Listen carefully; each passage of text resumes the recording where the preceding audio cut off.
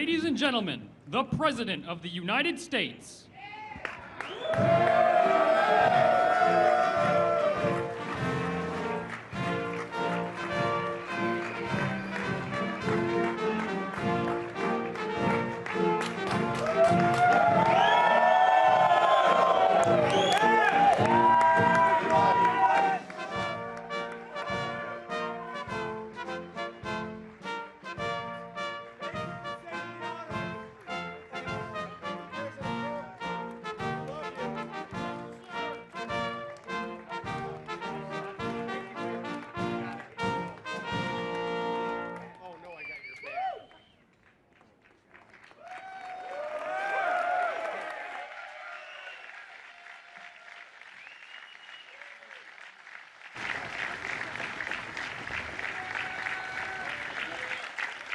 Thank you very much. Thank you. Nice crowd. What a good-looking group of people. Well, we have some very, very good news today, and a lot of good things are happening for our country. Please sit down. My fellow Americans, this is Liberation Day, waiting for a long time. April 2nd, 2025 will forever be remembered as the day American industry was reborn, the day America's destiny was reclaimed, and the day that we began to make America wealthy again. We're going to make it wealthy, good and wealthy. For decades, our country has been looted, pillaged, raped, and plundered by nations near and far, both friend and foe alike. American steel workers, auto workers, farmers, and skilled craftsmen, we have a lot of them here with us today. They really suffered gravely. They watched in anguish as foreign leaders have stolen our jobs, foreign cheaters have ransacked our factories, and foreign scavengers have torn apart our once beautiful American dream. We had an American dream that you don't hear so much about. You did 4 years ago, and you are now, but you don't too often, and for many years and decades even, you didn't hear too much about. Our country and its taxpayers have been ripped off for more than 50 years, but it is not going to happen anymore. It's not going to happen. In a few moments, I will sign a historic executive order instituting reciprocal tariffs on countries throughout the world. Reciprocal, that means they do it to us and we do it to them. Very simple. Can't get any simpler than that. This is one of the most important days, in my opinion, in American history. It's our declaration of economic independence. For years, hardworking American citizens were forced to sit on the sidelines as other nations got rich and powerful, much of it at our expense. But now it's our turn to prosper, and in so doing, use trillions and trillions of dollars to reduce our taxes and pay down our national debt, and it'll all happen very quickly. With today's action, we are finally going to be able to make America great again, greater than ever before.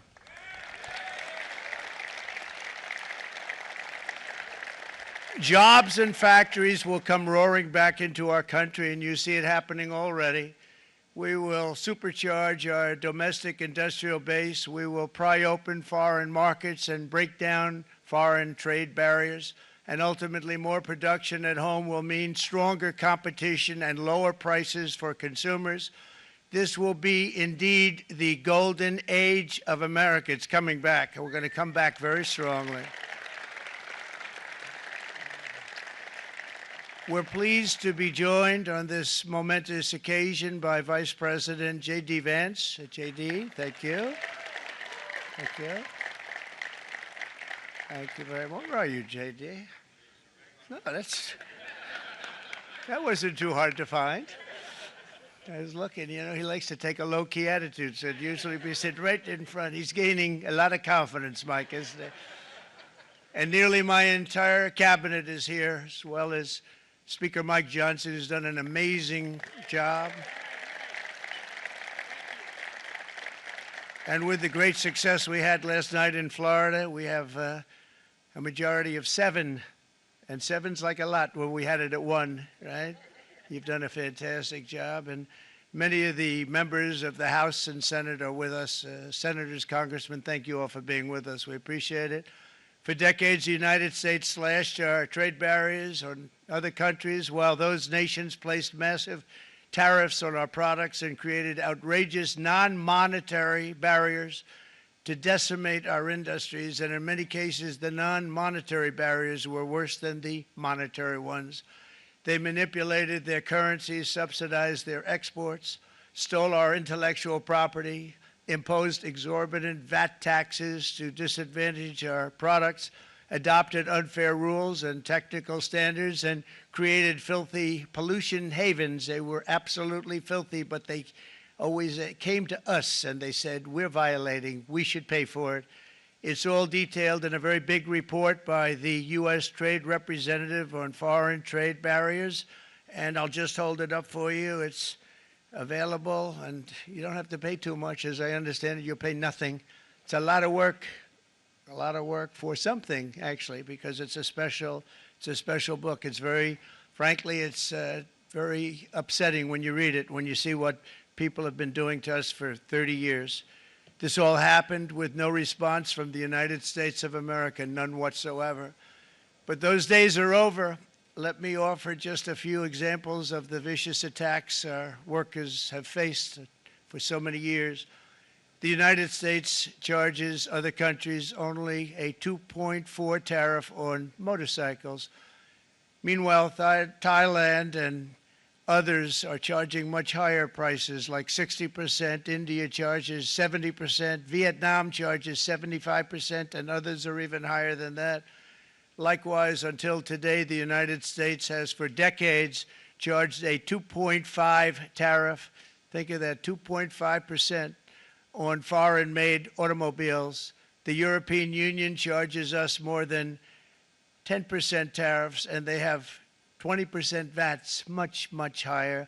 India charges 70%, and perhaps worst of all are the non-monetary restrictions imposed by South Korea, Japan, and very many other nations. As a result of these colossal trade barriers, 81% of the cars in South Korea are made in South Korea. 94% of the cars in Japan are made in Japan. Toyota sells 1 million foreign-made automobiles into the United States, and General Motors sells almost none. Ford sells very little. None of our companies are allowed to go into other countries. And I say that, friend and foe, and in many cases, the friend is worse than the foe in terms of trade. But such horrendous imbalances have devastated our industrial base and put our national security at risk. I don't blame these other countries at all for this calamity. I blame former presidents and past leaders who weren't doing their job. They let it happen, and they let it happen to an extent that nobody can even believe. That's why, effective at midnight, we will impose a 25% tariff on all foreign-made automobiles.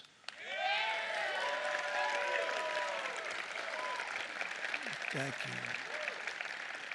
Brian, I'd like to have you come up here for a second, okay?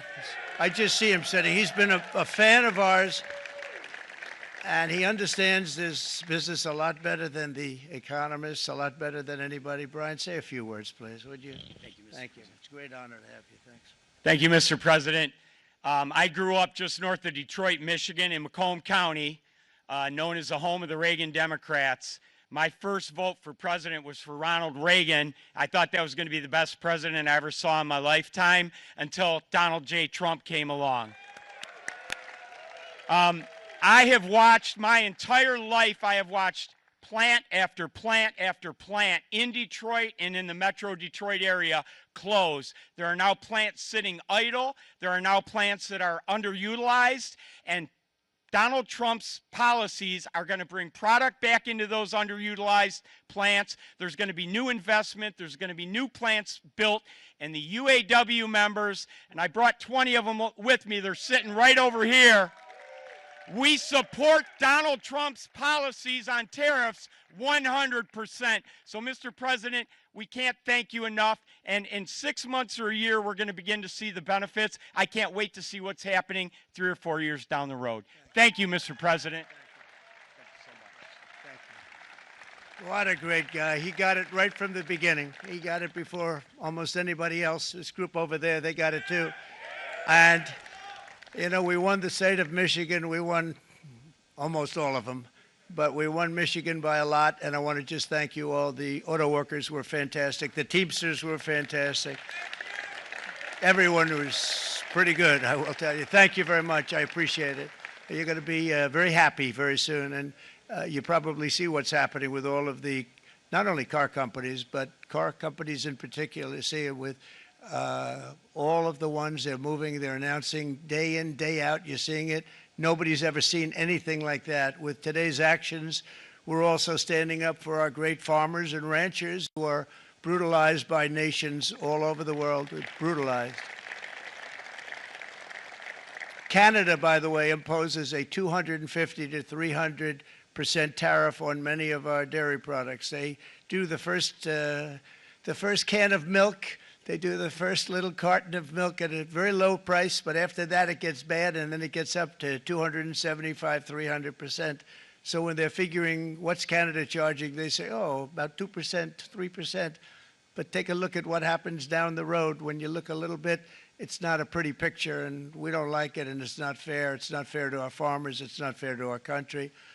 And with countries like Canada, you know, we subsidize a lot of countries and keep them going and keep them in business. In the case of Mexico, it's $300 billion a year. In the case of Canada, it's close to $200 billion a year. And I say, why are we doing this? Why are we doing this? I mean, at what point do we say, you got to work for yourselves, and you got to, this is why we have the big deficits. This is why we have that amount of debt that's been placed on our heads over the last number of years, and we're really not taking it anymore.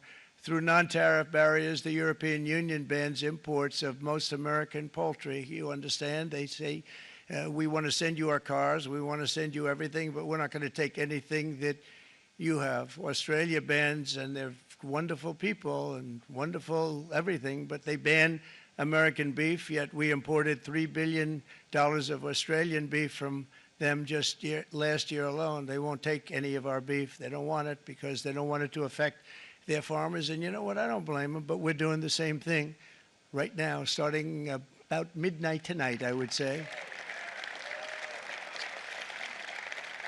And China charges American rice farmers an overquota, it's called, a tariff rate of 65%. South Korea charges 50%. Actually, they charge different, from 50% to 513%. And Japan, our friend, charges us 700%. But that's because they don't want us selling rice, another thing. Who can blame them, Madam Secretary? Agriculture, great job you did on eggs, by the way. The egg prices came down 50%. You got them down 50%. Once we got involved, they were going through the sky. The egg prices, they were going through the sky, and you did a fantastic job. Now we have lots of eggs, and they're much cheaper, down about 59% now, and they're going down further. We charge 2.8% for so many things that other countries are charging 200%, 300%, and 400% for. If imposing tariffs and protective barriers made nations poor, then every country on earth would be racing to eliminate these policies, and China would be the first on line. They run a very strong country, but they're not first in line, and the American people are paying a very big price. From 1789 to 1913, we were a tariff-backed nation, and the United States was proportionately the wealthiest it has ever been. So wealthy, in fact, that in the 1880s, they established a commission to decide what they were going to do with the vast sums of money they were collecting. We were collecting so much money so fast, we didn't know what to do with it. Isn't that a nice problem to have? What do you think, Marco? Good problem?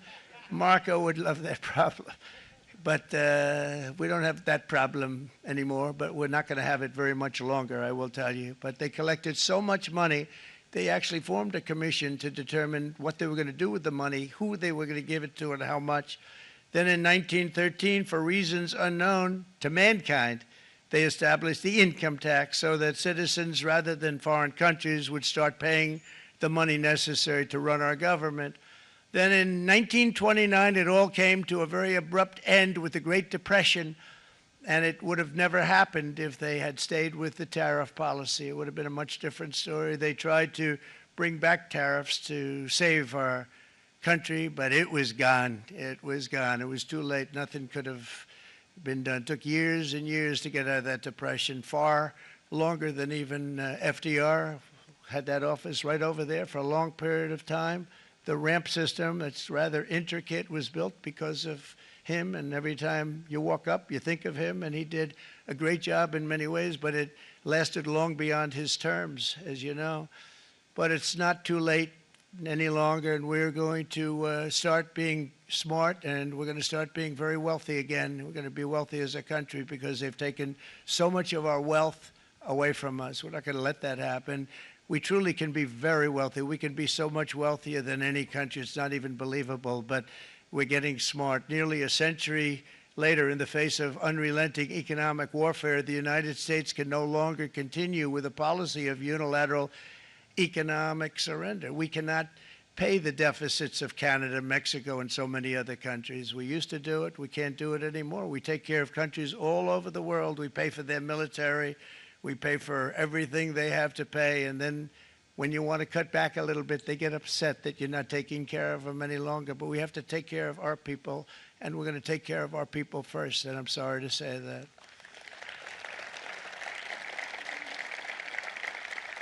And today we're standing up for the American worker, and we are finally putting America first.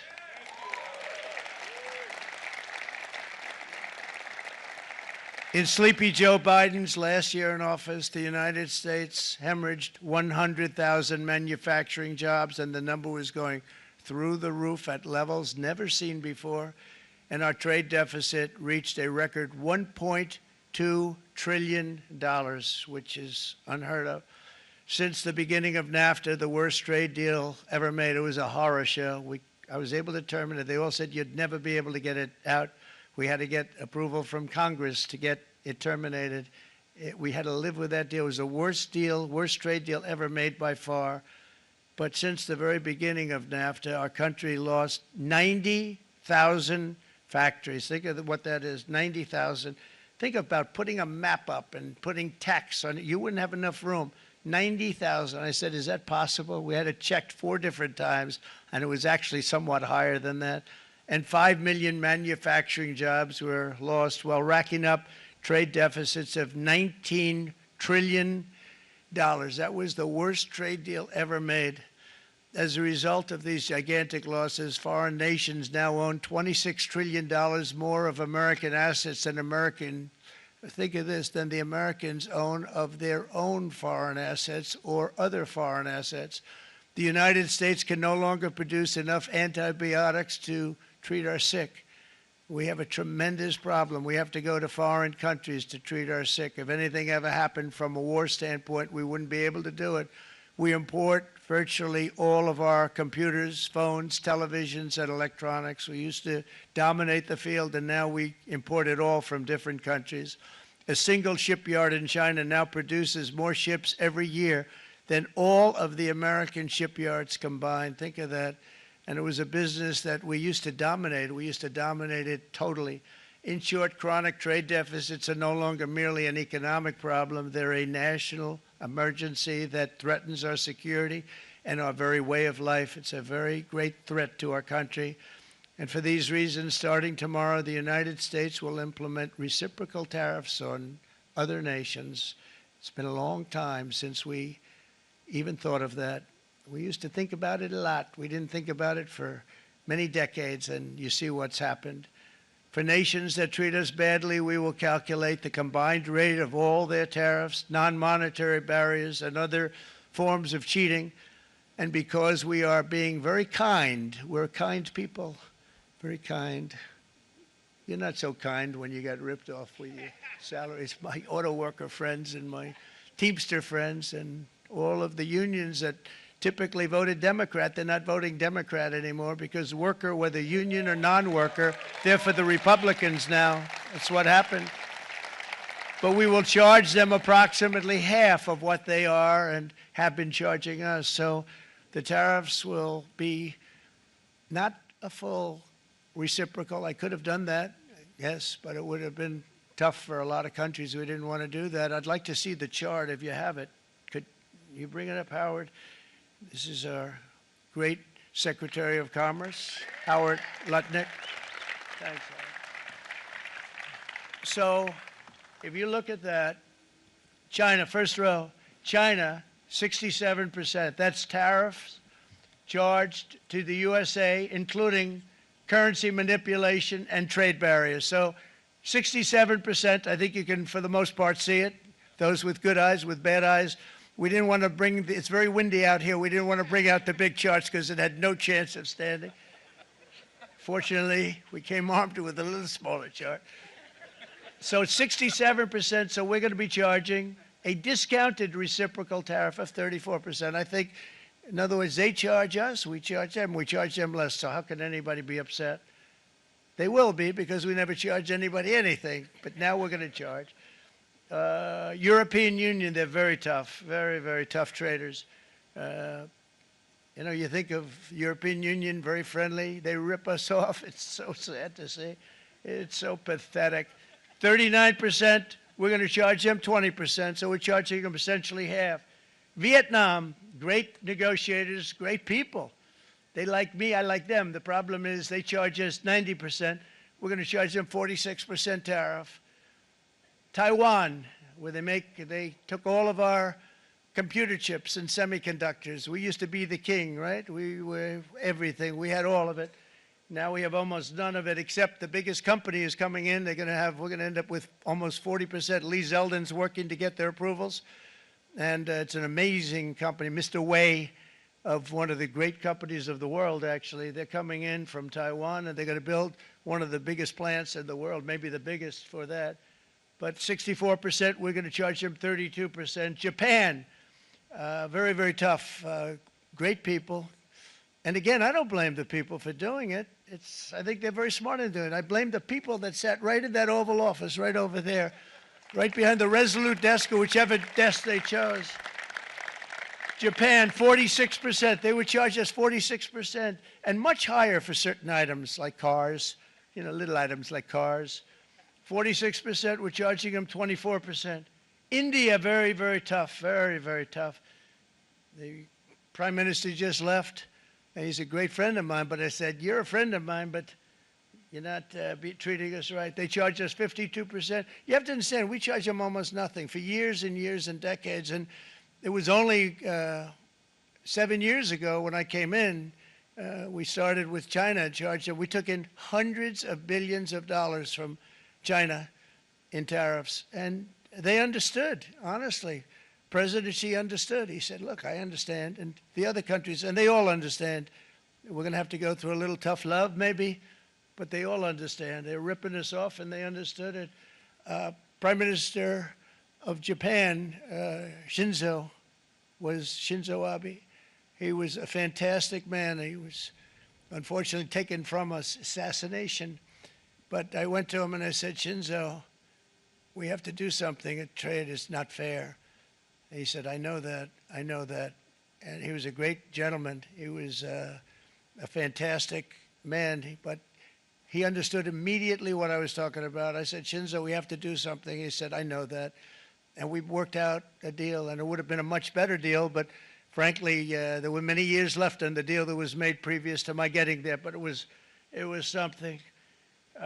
If you look at Switzerland, 61% to 31%. Indonesia, Malaysia, Cambodia. Oh, look at Cambodia, 97%. We're going to bring it down to 49. They made a fortune with the United States of America. United Kingdom, 10%, and we'll go 10%. So we'll do the same thing. South Africa, 60%, 30%, and they've got some bad things going on in South Africa. You know, we're paying them billions of dollars, and we cut the funding because a lot of bad things are happening in South Africa. The fake news ought to be looking at it. They don't want to report it. Brazil, 10%, 10%. Bangladesh is 74%. So you see what's going on. Pakistan, 58%. Sri Lanka, 88%. So what we're doing is we're taking Not the full. We could take the full 88%. Thanks a lot, Harold. He's doing a very good job. How's he doing, all right? I think you better take it with you. It's not going to last very long. He's going to put it, it's going to follow you down with the wind. I brought a hat just in case it got too windy, but here, would anybody like a hat? I'm not giving it to a cabinet. I'm giving it to the auto workers. Come here.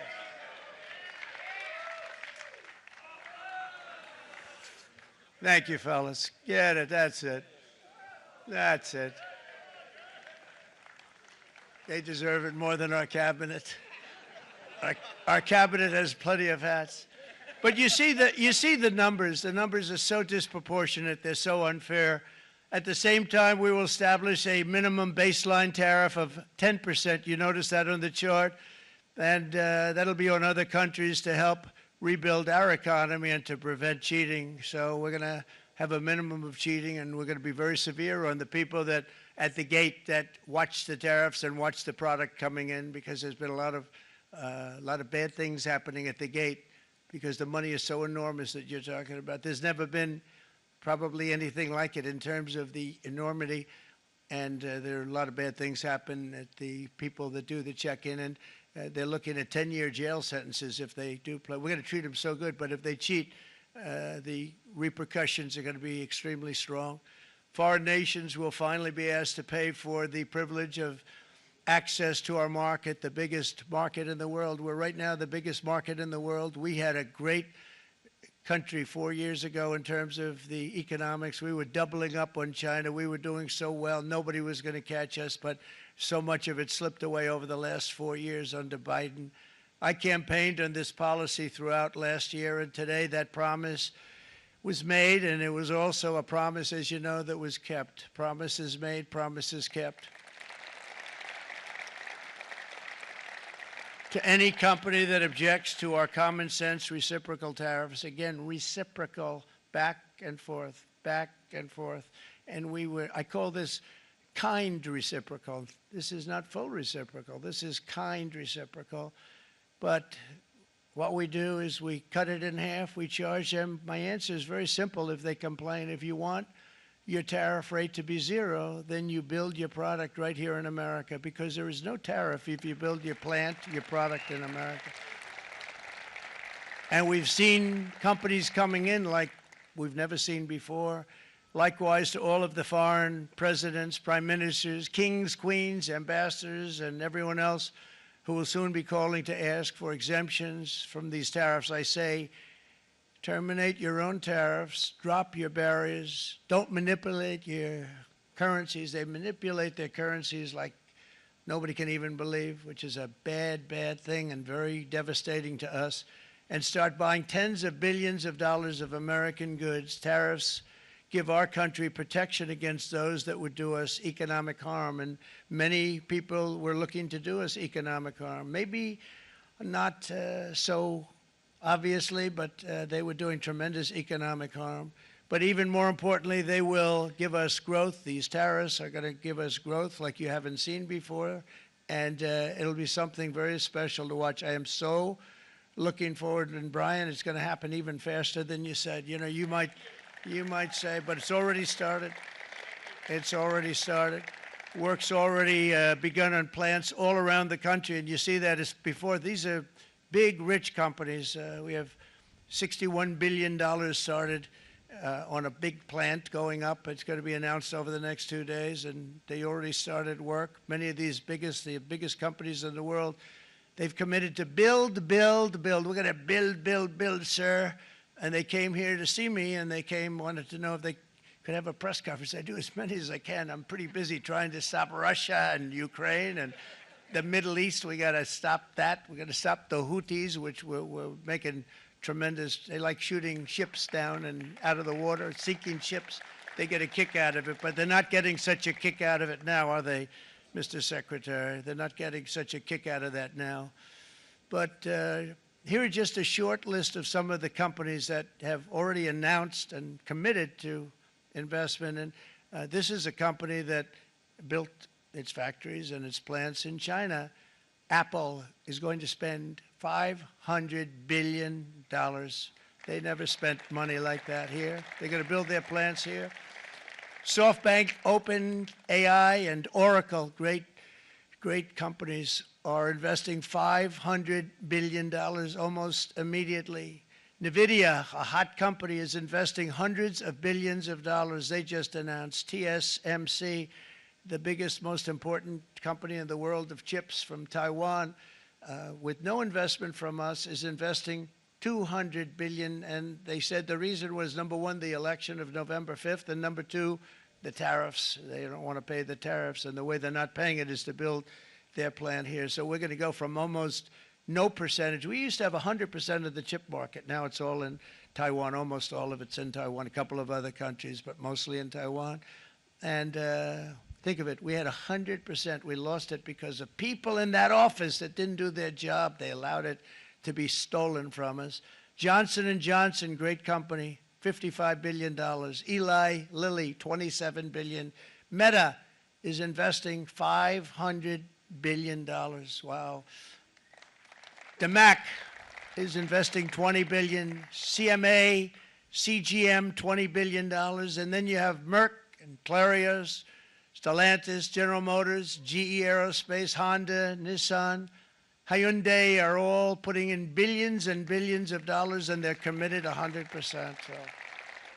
And we've never had, and this is after 2.5 months. This is after just a short, this all took place as soon as we came out with what everybody wanted to do. You know, I watched a gentleman today on television. He used to work with Lee Iacocca, a very respected automobile person, and he said, you know, because they're asking people, and they try and get as many negative people as they can, but they can't find them too much. It's pretty hard to find in terms of what we're doing, especially when they see all this investment. They said, so tell me, what do you think of what Trump is doing from the automobile standpoint? He said, I can't believe it. Somebody is finally, he's an older guy, real pro, really top guy, with Lee Iacocca. He said, I never thought I'd see the day when this would happen, where somebody had the courage to go and do what has to be done. This is transforming our nation. Our entire nation is going to be transformed, not only with the cars, but on every single other item that's built. We're going to become an industrial powerhouse. And he said that so beautifully today. In fact, I'm going to find out, I'm going to get a tape, and Bruce, I'm going to get that tape, and I'm going to send it to you out in Long Island, and you're going to play it for the people. And all your union workers and your non-union workers out there, you got a pretty even split. But we have, so far, it looks like we're going to have about $6 trillion of investments, and you wouldn't do that in years in this country over the last number of years. $6 trillion, and that's going to be much higher by the end of the year. And think of what $6 trillion is.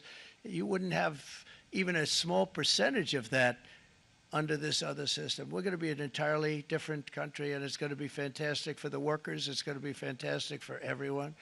There will never have been a transformation of a country like the transformation that's already happening in the United States of America. It's an incredible thing to watch, and it's incredible to meet with the top people, people that you read about, very wealthy people, or people that are great managers and executives and presidents of big public companies, and to watch the enthusiasm they have now that they didn't have. They gave up on our country. They went to foreign countries and they built. Companies are pouring into our country at levels never seen before, with jobs and money to follow, and it's really beautiful. In the coming days, there will be complaints from the globalists and the outsourcers and special interests and the fake news. Always, the fake news will always complain. But never forget, every prediction our opponents made about trade for the last 30 years has been proven totally wrong. They were wrong about NAFTA. They were wrong about China. They were wrong about the Trans-Pacific Partnership, which would have been a disaster if I didn't terminate it. If I didn't terminate that, United Auto Workers, you would have had no jobs in this country. You would have had no jobs. It was all going to other countries.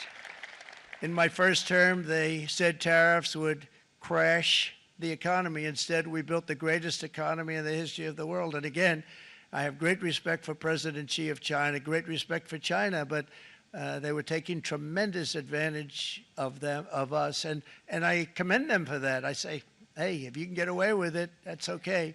But, you know, they understand exactly what's happening, and they probably, most of them are saying it's about time they did something, but, and they're going to fight, and they're going to fight fair. Everyone's going to fight. You know, it's like, I say to the leaders, look, you got to take care of your country, but we have to start taking care of our country now. We can't do what we've been doing for the last 50 years. From the day of my election, the stock market went up in my first term 88%, with NASDAQ going up 155%, more than any president has ever had in any term in office, by far. And I think we're going to blow that away. And maybe the numbers won't show, but I think they're going to show much better than even those numbers. But what you're going to see is you're going to see activity, that empty, dead sites, factories that are falling down. Those factories will be knocked down, and they're going to have brand new factories built in their place. They're not only talking about renovating, they're talking about brand new, the best anywhere in the world, the biggest anywhere in the world. I have a friend who builds car plants, and I said, I want to see the biggest and the best. He said, well, we have to go to Mexico. I said, no, I want to see it in the United States. He said, we're not building them in there. This is a year and a half ago during the campaign. He said, we're not building it. You'd have to go to Mexico. When I was starting to decide to run, and I went to #1 in the polls very rapidly, I want to say, like let's say in the first hour, and then shortly thereafter, it looked like I was going to win, and the fake news was saying, "Oh no, don't do this." What they don't know is if I didn't win, they would have really been in trouble, because nobody wants to read them anyway. But I tell you what, when it looked like I was going to win, I announced that I was going to be doing exactly what we're talking about today. Great consistency, actually, because I've been talking about it for 40 years, but because I saw what was happening 40 years ago. If you look at my old speeches when I was young, very handsome, my old speeches, and that people would say, I'd be on a television show, I'd be talking about how we were being ripped off by these countries. I mean, nothing changes very much. The only thing that changed were the countries, but nothing really changes. But it's why it's such an honor. It's such an honor to be finally able to do this. If you look at China, I took in hundreds of billions of dollars in my term, hundreds of billions. They never paid 10 cents to any other president, and yet they paid hundreds of billions, so much so that Biden couldn't do anything. They wanted to try and terminate it because he had a very special relationship with China. You know what the relationship was? He had a special relationship. But the numbers were so big, that they couldn't do it. So they did ease it up. They did things that they shouldn't have done. They made it a lot more comfortable for them, but they couldn't do it because the numbers were hundreds of billions of dollars, and I did that. And we were on our way to doing something like incredible. And then we had a very bad election happen, a very bad election. A lot of bad things happened. So when I said we got to do it again, I said we have to make it too big to rig. And we made it too big to rig, and we won in records, and it was a monumental win.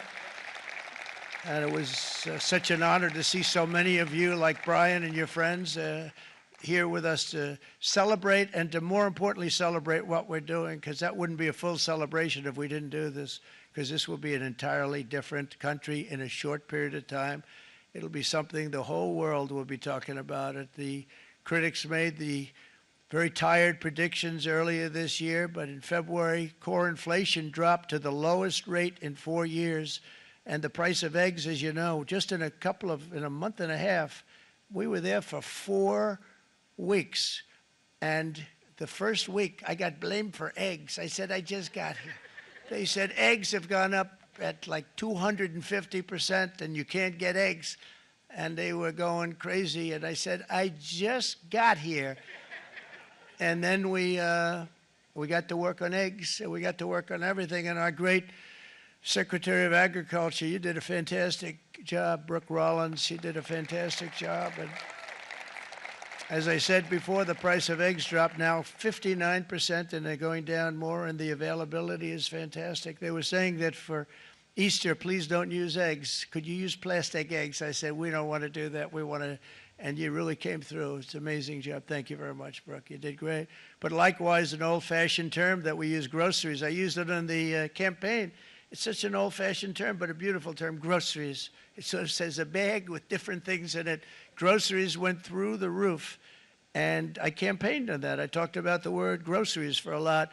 And energy costs now are down, groceries are down, gasoline is way under $3, and people are beginning to be able to buy things and live again. We brought prices way down. We created 10,000 already in a few weeks, new manufacturing jobs, and it was that took place in 1 month, numbers that they haven't seen in a long time. We had virtually no inflation under my term.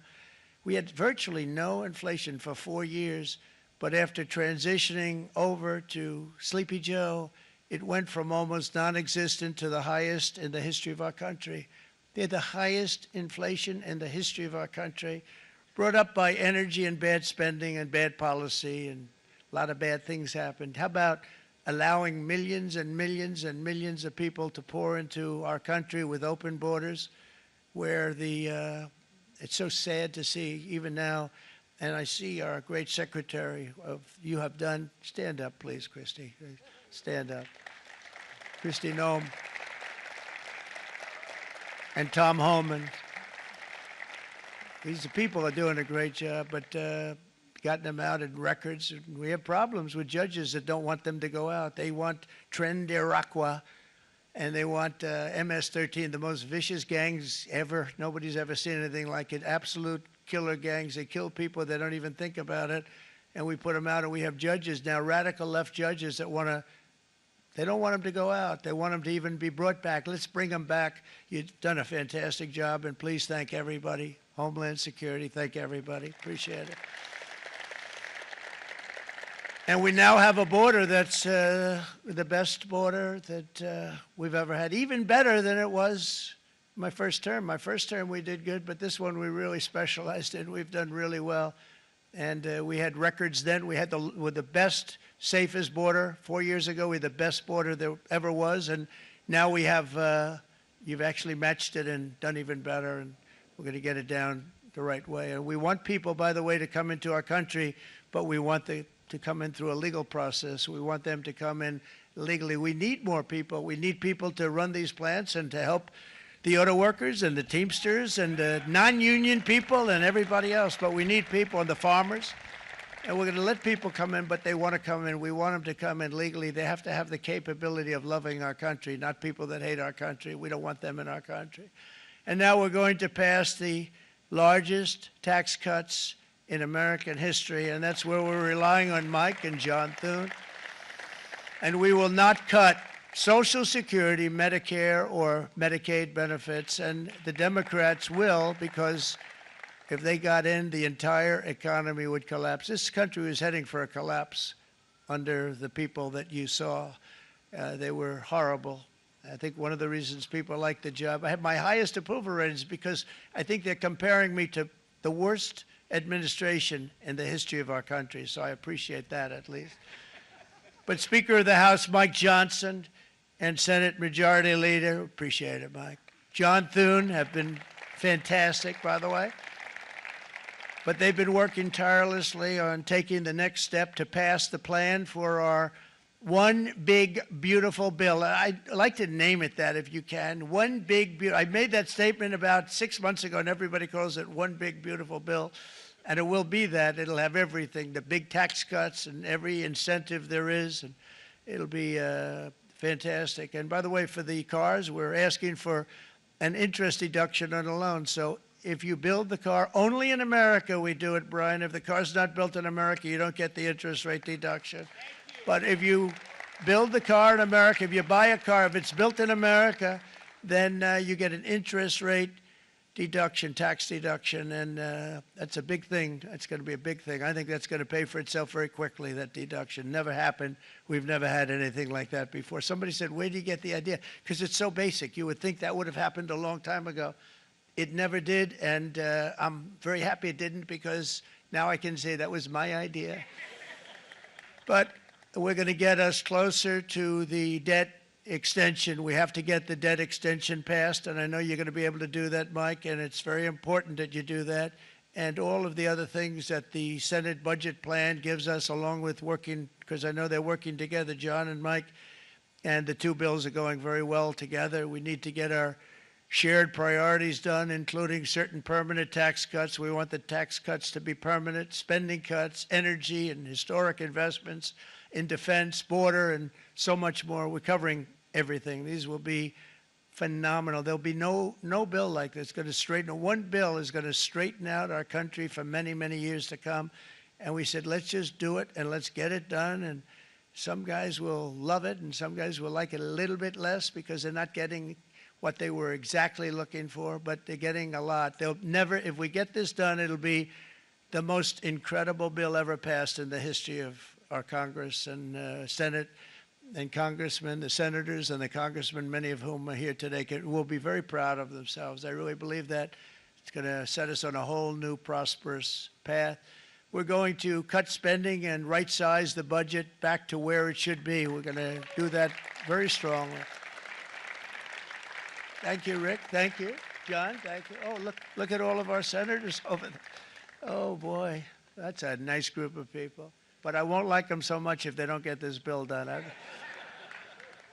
That's a great group, and Congressman, thank you very much. I appreciate it. Tremendous people. The Senate plan has my complete and total support, and the House plan likewise is very similar. They're moving along pretty much at the same clip, and as soon as you're ready, you'll show it to me, and I'm sure it'll have my support, Mike. Every Republican congressman and senator must unify. We have to unify. We can't be separated. We have to get it done. We have to get absolutely everything we can, and we have to take care of the American people. That's the only thing that matters. We have to take care of the American people first. We need to pass this bill immediately, get it done, including debt extension. From this day on, we're not going to let anyone tell us that American workers and families cannot have the future that they deserve. We're going to produce the cars and ships, chips, airplanes, minerals, and medicines that we need right here in America. The pharmaceutical companies are going to become roaring back. They're coming roaring back. They're all coming back to our country because if they don't, they got a big tax to pay. And if they do, I'll be very happy, and you're going to be very happy, and you're going to be very safe. We're going to build our future with American hands, with American heart, American steel, and we're going to build it with American pride like we used to.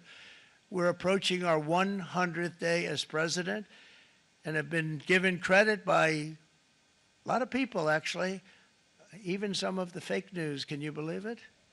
Which in this case hopefully isn't fake, for having done more in that time than any other administration in the history of our country in the first 100 days. I think we've had an amazing, in terms of what we've done, what we've gotten accomplished. I'd like to see if we can get that war ended and another war from not starting in the Middle East. We have to get Russia. They're losing 2,000 on average, 2,500 people a day, young people, soldiers, Russian. Think of that.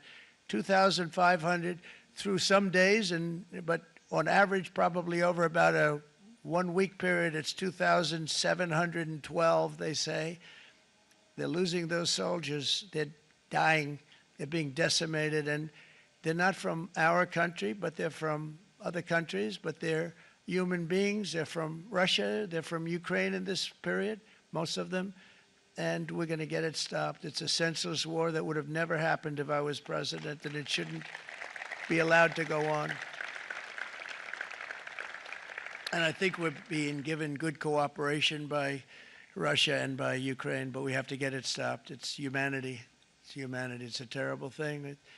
This will be a very big moment. I think you're going to remember today. It's going to be a free nation that we're dealing with. We're going to have a very free and beautiful nation. It's going to be Liberation Day in America, and it's going to be a day that hopefully you're going to look back in years to come and you're going to say, you know, he was right. This has turned out to be one of the most important days in the history of our country. God bless you and God bless America. Thank you, everybody. Thank you very much. Thank you. Thank you very much.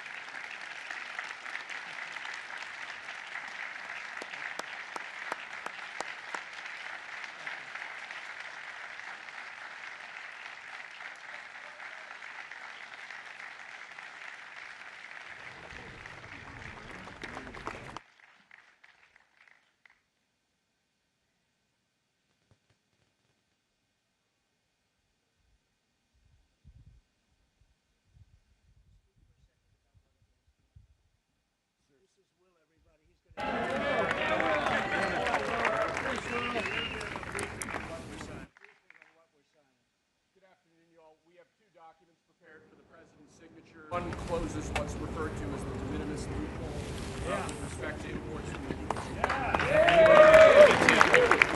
Not even Hail Mary. The other is the big one, is the reciprocal tariff executive order that the president just spoke about at length. This is obviously a huge deal, and it's been an honor to be part of your team getting started.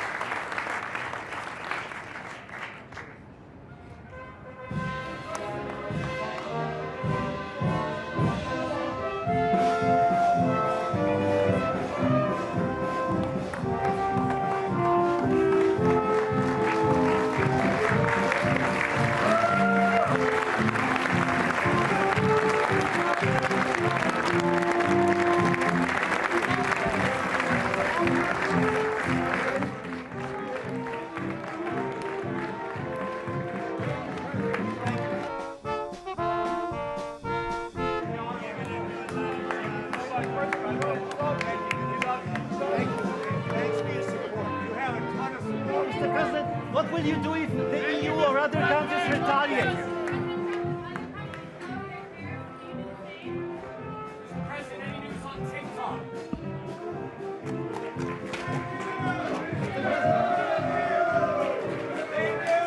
What will you do if other countries retaliate? Mr. President, the EU on partner visits Wisconsin.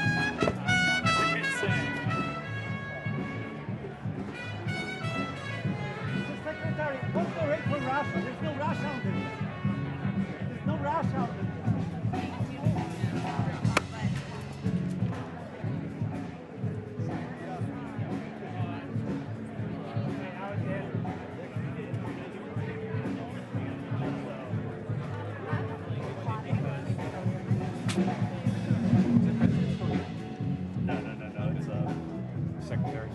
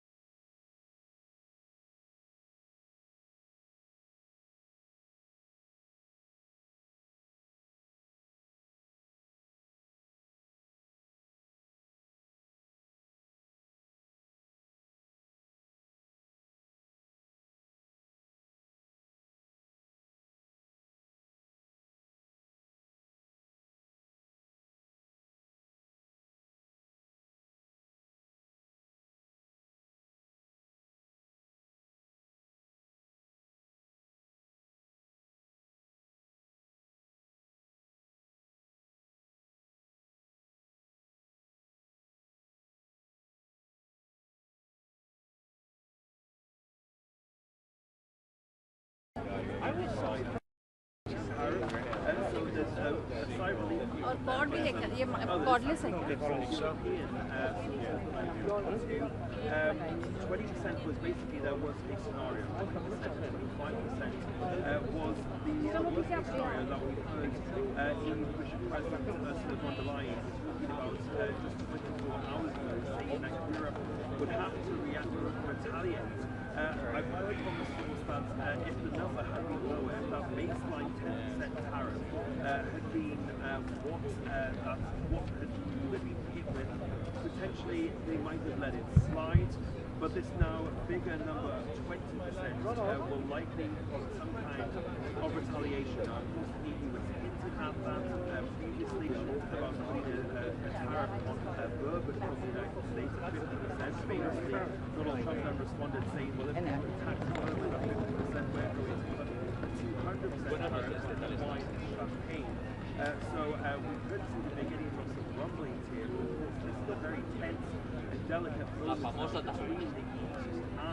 and the United States, because of course the war in Ukraine is still going on, and the United States is a pivotal partner and a very role in the negotiation and hopeful ceasefire agreement that they will be trying to put in the next couple of weeks. So the numbers really What you call them? Don't talk. I don't want to talk. What do you think it was?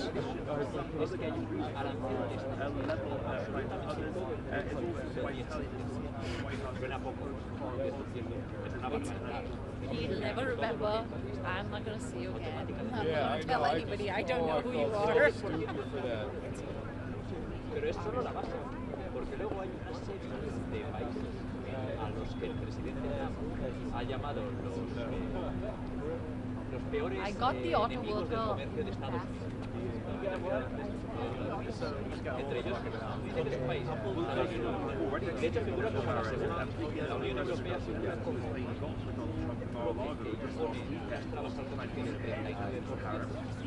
Israel in the last few hours saying that they are going to lower the tariffs that they put on EU goods, US goods. I must say, we were on call with the senior White House official leader to Donald Trump. And they said effectively it's too little too late. Yes, it was nice that now we're trying to get can't have anybody here named Travis. How you doing, bro? How's it going? Another day. Good to see you.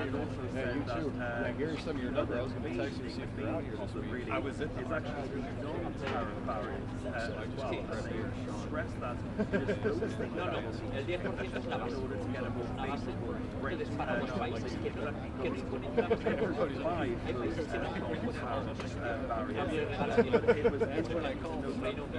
Gibraltar todos los productos de Gibraltar van a tener Brasil 10%. Israel, que ha quitado muchos de los aranceles considera que no ha sido suficientemente ¿por qué?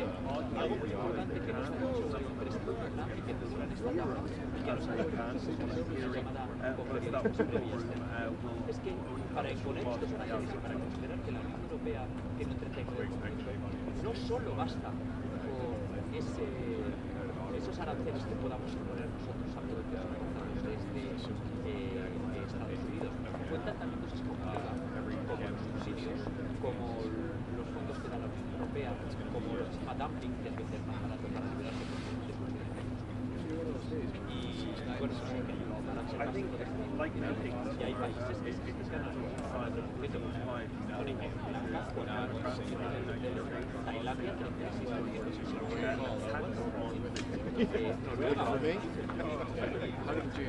países que and the Republicans say that this is going to be Are you just pictures and then one of the big traded policies a few days ago came in a fire saying that this was going to be the biggest tax cut in American history. So it kind of depends on who but there's nothing this right? I didn't know if anyone was a barometer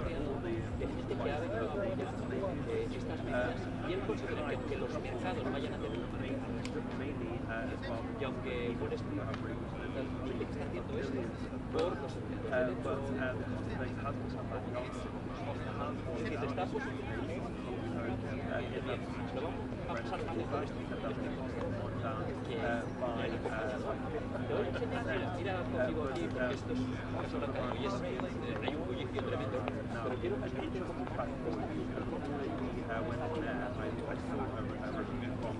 budget lab at Yale University of Jason Ross, the Vice President, and they said that the worst case scenario también diputados, hay aquí una diputada conocida que se llama Margaret good, but it's also una entrevista, o sea, se ha hecho acompañar por gente muy destacada en el Partido Republicano y también por esos empleados de la Constitución y de las grandes automotrices para lanzar el mensaje de que lo que le importa es la gente que tiene menos recursos, que se ha visto más afectada por esto. Es un cierre total de una estrategia de comercio y neoliberalismo que ha generado impuestos. Él lo vende como un día histórico en positivo, desde luego que completamente Can I help you before I go? She told me like Vietnam, and they are all paying a higher rate so it is likely that we'll see the cost of things increase again in the United States, and it's going to see whether that affects the Republicans, affects Donald Trump. Of course, midterms are still just over a year and a half away.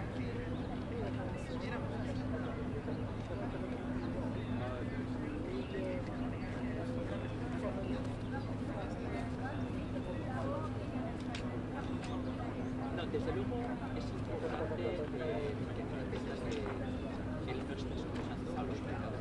No worries about that. Okay. Que nos equivocamos. Okay, cool. Sounds good. Que all right. Los medios de comunicación había una recesión cuando incluso nosotros que no sucedió así. Que no van a hacer, que le da igual, que le va a imponer estos aranceles que no son negociables.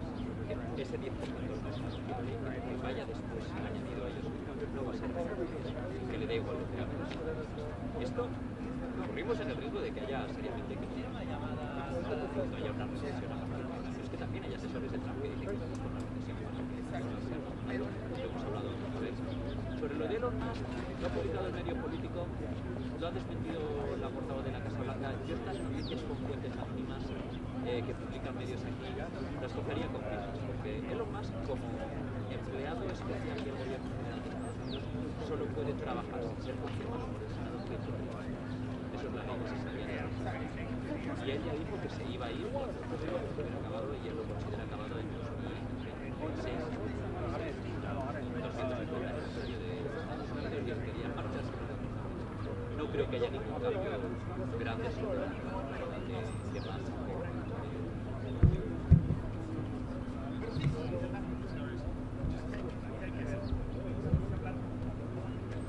Bueno, va a ser un periodo de ajuste desde los elecciones que van a entrar en vigor este 5 de abril hasta el 9 de abril.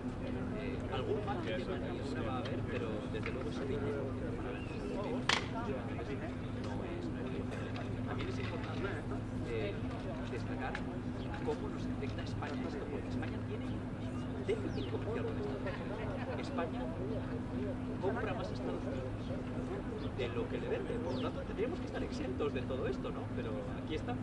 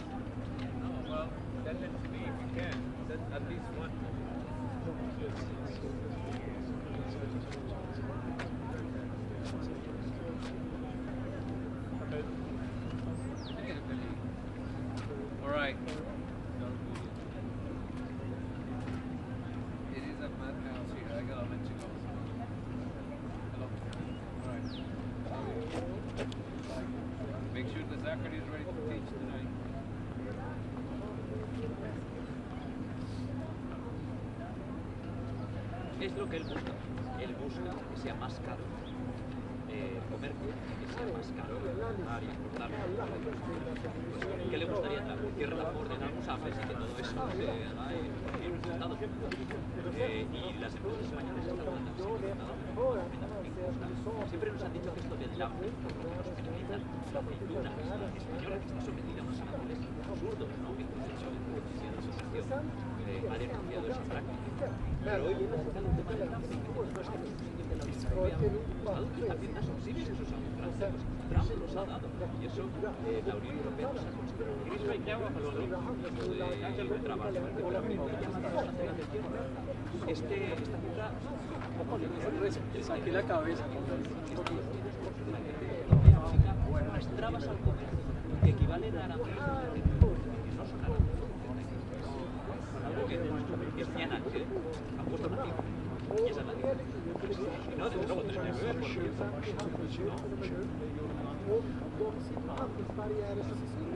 ¿Cuánto valen unos levis en cualquier tienda?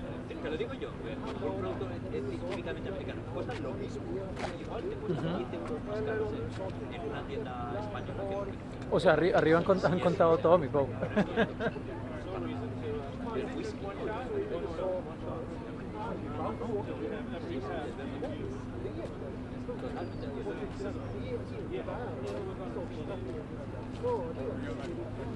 Muchas gracias a vosotros. Has visto que he intentado mostrarlo, espero que no haya quedado muy cutre. No, o sea, solo presidente, o sea, cuando habla el presidente Trump no puede salir caro la inauguración. No, porque imagínate el presidente hablando.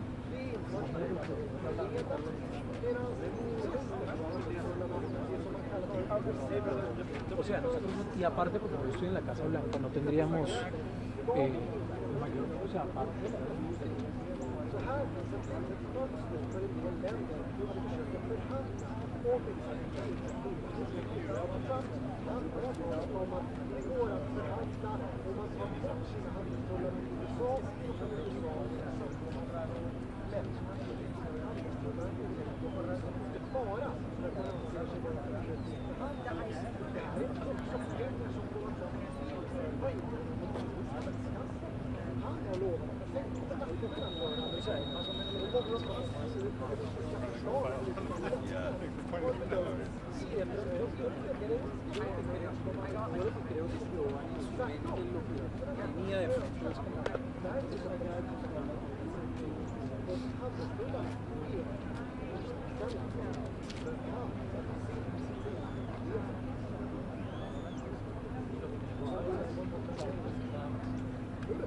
Pues porque evidentemente, imagínate, primero acaba de hablar y segundo no hay nadie más, o sea, el único que ha pasado por acá es el sal de la frontera tampoco, pero no es de este tema. Los secretarios, o sea, Bessie, hace absolutamente todos están con Trump, se guardaron con Trump y ya está, y ellos no, pues obviamente no salen a hacer los famosos gaggles que hacen aquí afuera hablando. Me preocupa un poco la cosa, Pablo.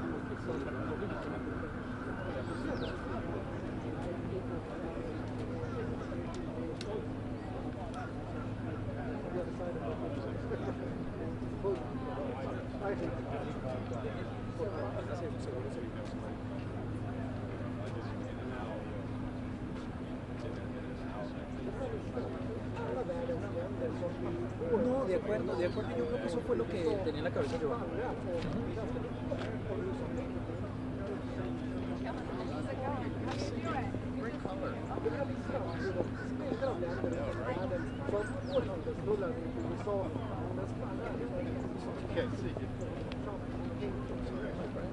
How are you? Very good to see you. Nice to see you too. Are you greeting?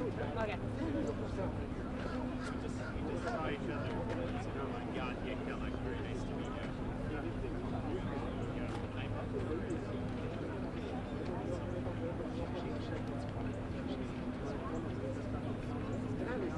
Alla länder runt om i världen som utsätts för amerikanska importtullar, det är långt och det slarvar inte om vad som är från att se sig. Dels så är det alla de här länderna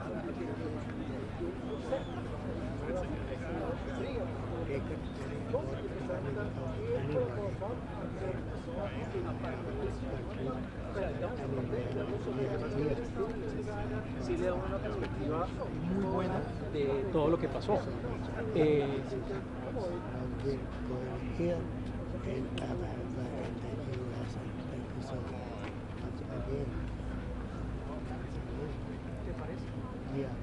Bueno, entonces el secretario Marco Rubio a la derecha de Donald Trump, que me parece una cosa, un buen dato, al lado de Trump, cerca, todo el mundo.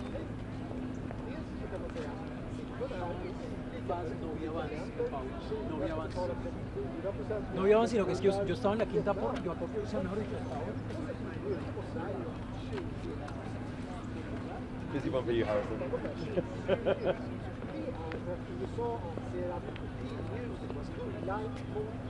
Mi Pau, entonces, por ahora, es con la explicación, como el evento.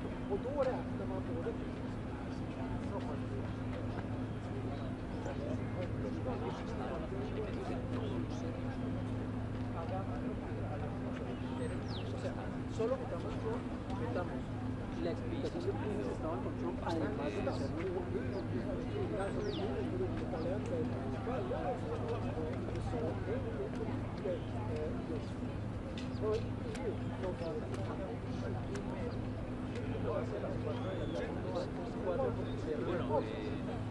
lo hace el 2 porque el primero, él dice, tiene una teoría y es que era April Fools o el día de los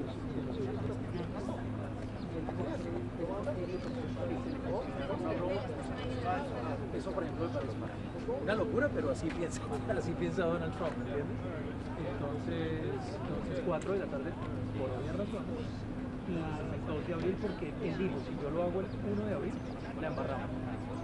Porque todo el mundo va a pensar que es una broma y ese tipo de cosas de color a mí me parece que son para que la gente lo entienda un poco mejor. Y lo que hacemos, mi Pau, es mandar 2 shots para que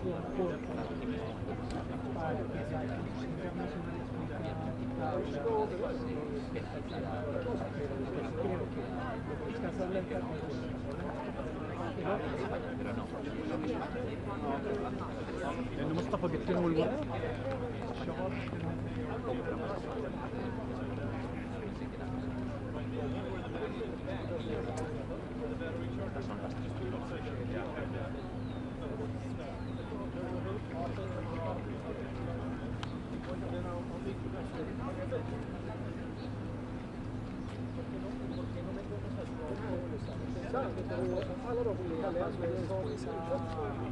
ellas le dan al tema de la explicación, vas con los gremios y luego si Giovanni me quiere preguntar algo, pues igual está.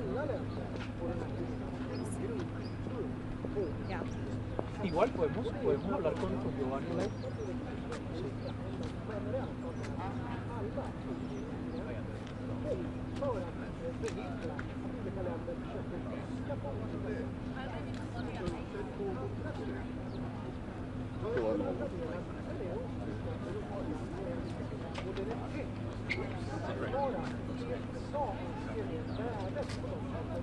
Bueno, me dejas saber.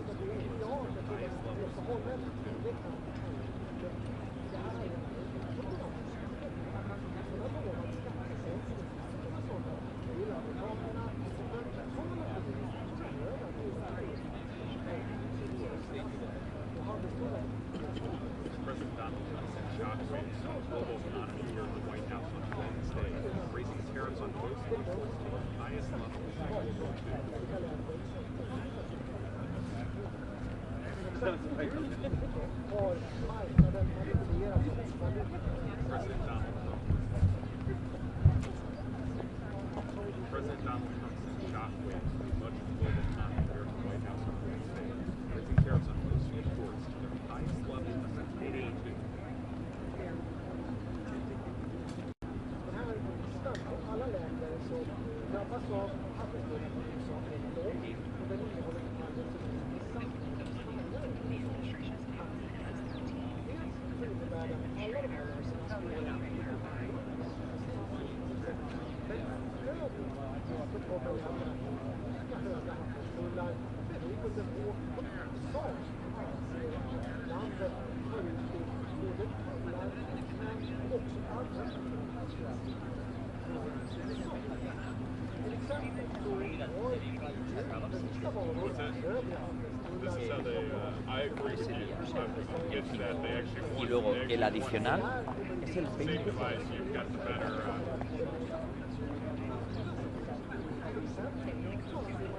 memo? I don't think so.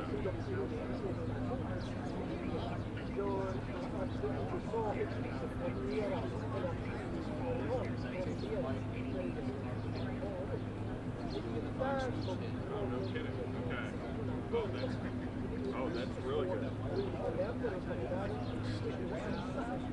Got it. Just run. Yeah. I've been using this. I'm comparing it with Black Magic on my phone when I've had to do. It's good. It works well enough. I mean, my phone's but like, you know, but the new ones, like you the Pro, like the lenses are great. So the nice thing about the Black Magic is it's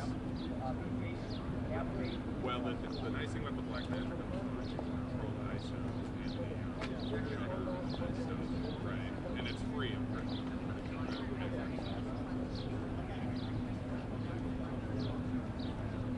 yeah, oh, I see. Oh, that's smart for you can. I don't know about DJI. When I do it on my phone with the DJI mic, though, I use Black Magic. So.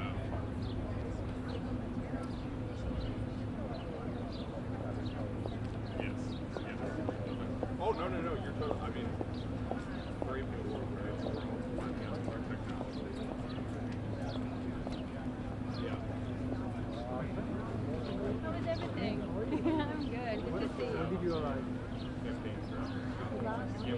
Tuesday to New York. I am. I'm very You like New York City?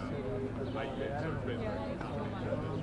But it's like with our channel, they are based in Istanbul. They're basically in this pool that they can send you anywhere. Like it's like you sometimes it's British camera, sometimes it's Dubai, sometimes it's Washington, and you don't see it coming, and it is very. And are you going to be here in Washington? For a month. Yeah. Sure. I love that. Good to see you. Nice to see you.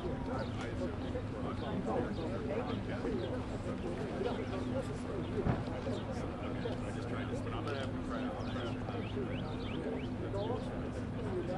I have that. I just didn't. My boss are like, they want it in income. They don't want it on the. Yes. I picked your best.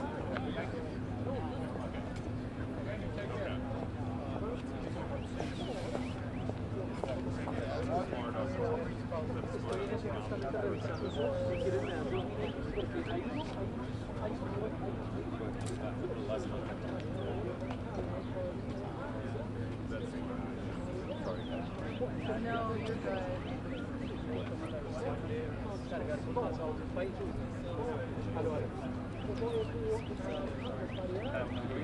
I might during my lifestyle, just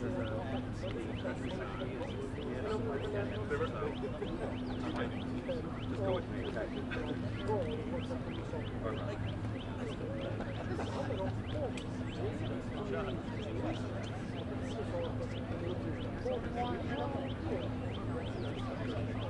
President Donald Trump sent shockwaves to the global economy here at the White House on Wednesday, Raising tariffs are close to the highest level.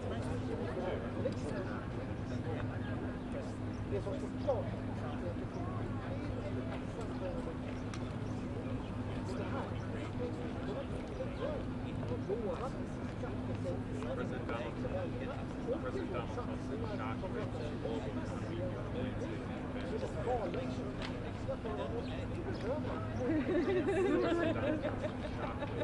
You're like, why are the mics so wide? Hanging out. President Donald Oh. President Donald Trump said shockwaves to the global economy here by raising tariffs to their highest level.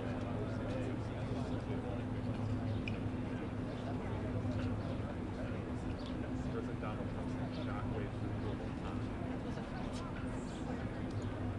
President Donald Trump said shockwaves to the global economy. So we are waiting for a very busy day here in the White House. All the president here today, and the Treasury Secretary President Donald Trump said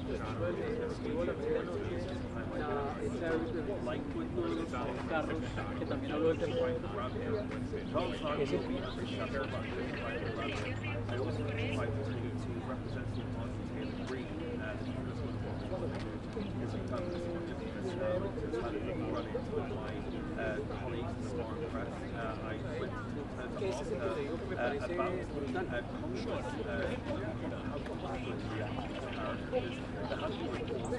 Ajá, si nos lo imponen a nosotros, nosotros lo imponemos a ellos.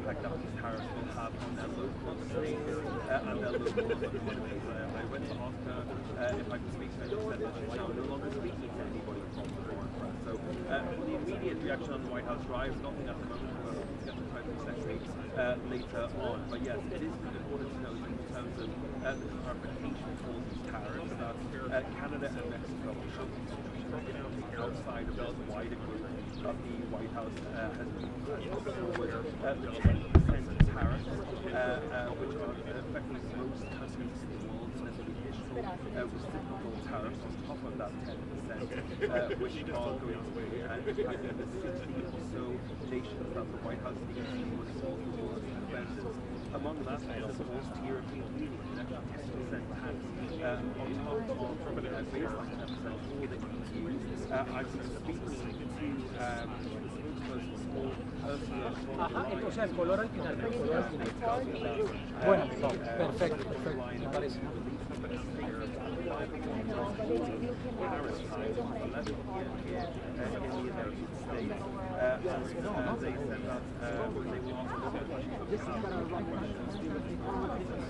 Whether this level is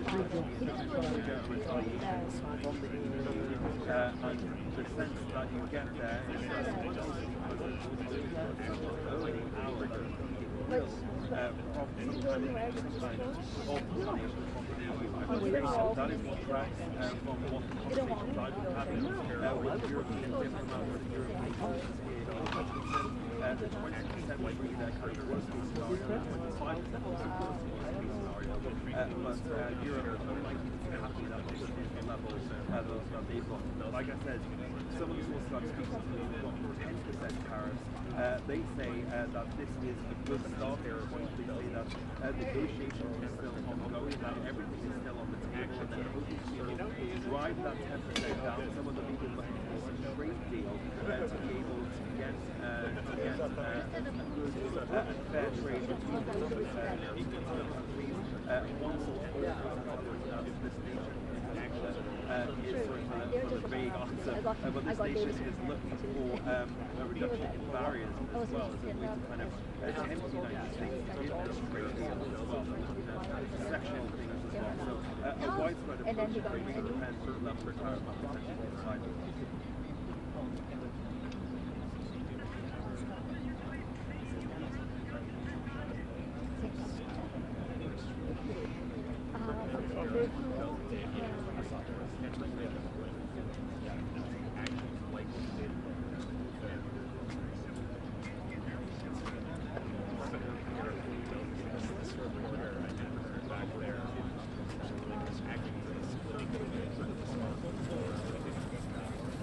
Yeah,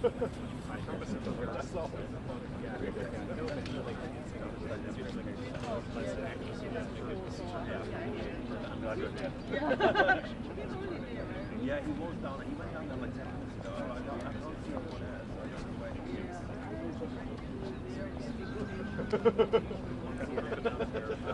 Entirely seriously.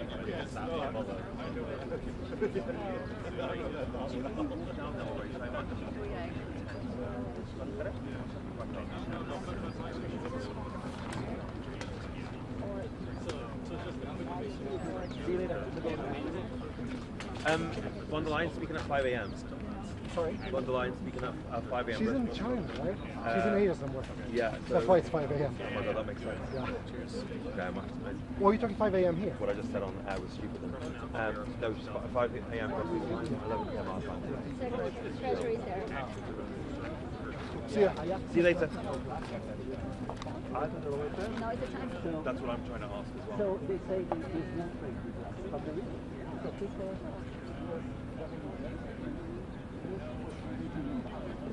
Yeah, I mean, it's low, but it's still.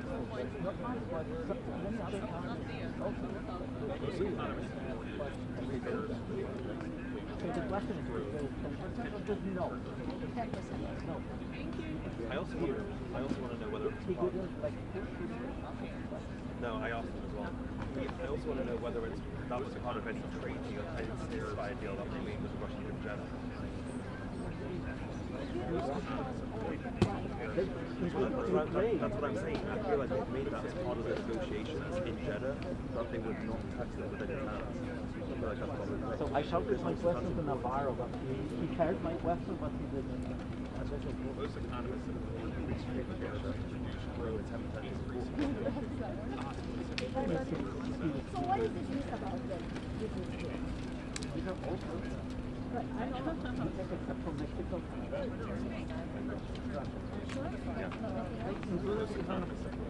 Included Kiribati, reunion, which is actually France. But are they all the countries that for sure? All the countries that deal with the Hopeful. Secretary of Treasury. Oh, okay. That's Yeah, no, I just didn't hear.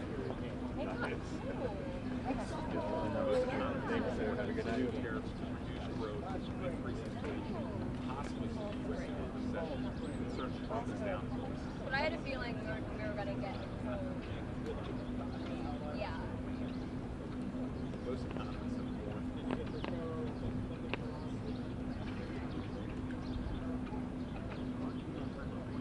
Harrison, I tried to talk to him. To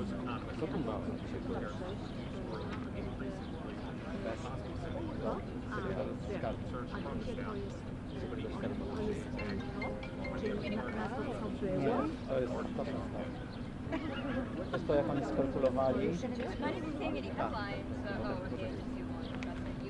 Tak, Milka? Nie. Halo? Milko, ja teraz nie mogę rozmawiać, ja zadzwonię do ciebie. Excuse me, Ken. Until what time? Until what time?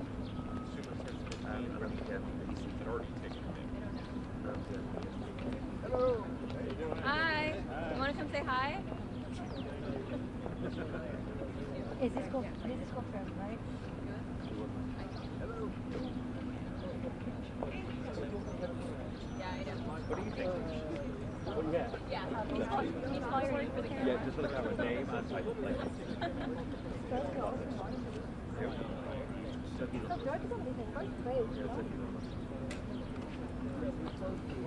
I'm going to go cover the Palestine protesters on the way back. Those are my favorite groups in the entire world. Yeah, I met some of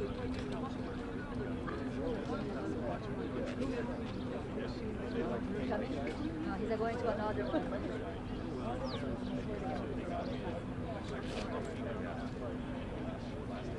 But that's not our check. It's constant.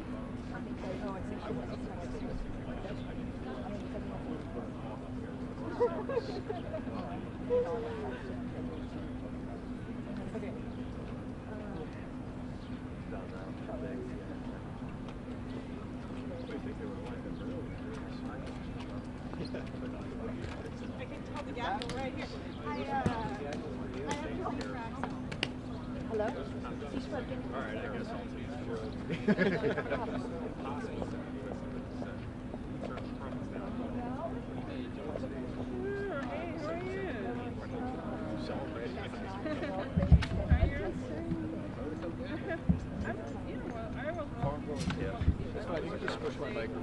Don't worry. There you go. We have the same one. Yeah, you do.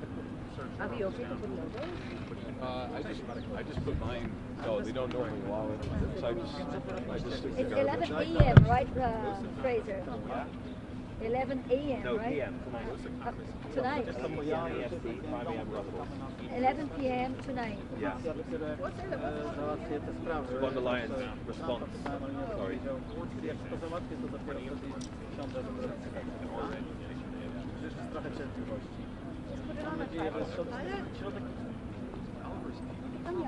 Mogę, no. Tak, mogę i to, jak to zechcecie. Jak ja skończę teraz, bo czekam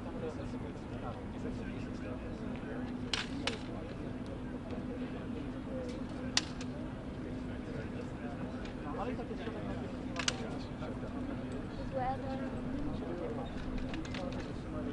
He was called.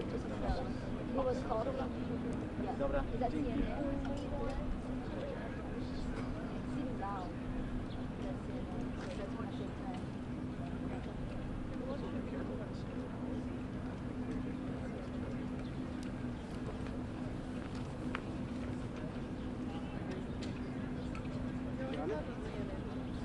That's one of the time. Who is that one?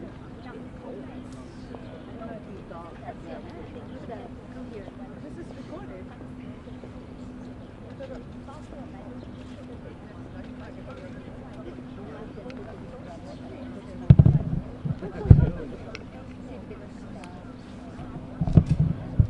they're still chatting, you know?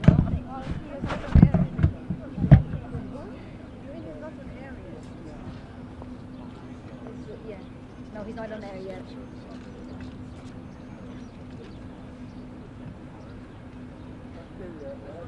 I don't know if they wear flags. I don't think they do flags.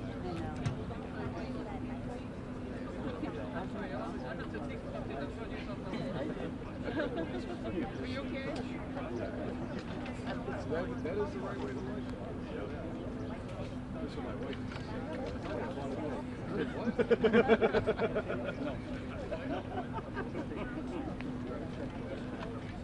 Yeah, I think he's talking to you. Yeah. Okay, it's gonna take some time. Now, how do you voz ouvir? Deixa esse daqui aqui? Don't like baseball. I know Rick gets pretty well. Okay. And I didn't know what it was. Oh, that's funny. Talk like an hour. Do you like baseball? I'm like, no, I like soccer. So I put talking and I got his number and still text him. And he's just like, as I left, I was like, no way. Like campfire. Well, I mean, they're last year. I have an actual fireplace. Like, it was just that's 4 people, a fire pit.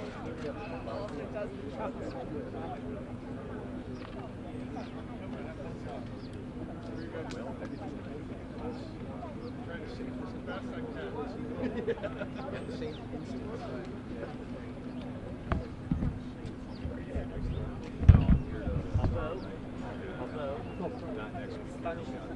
Nie, Marcin, nie, tylko na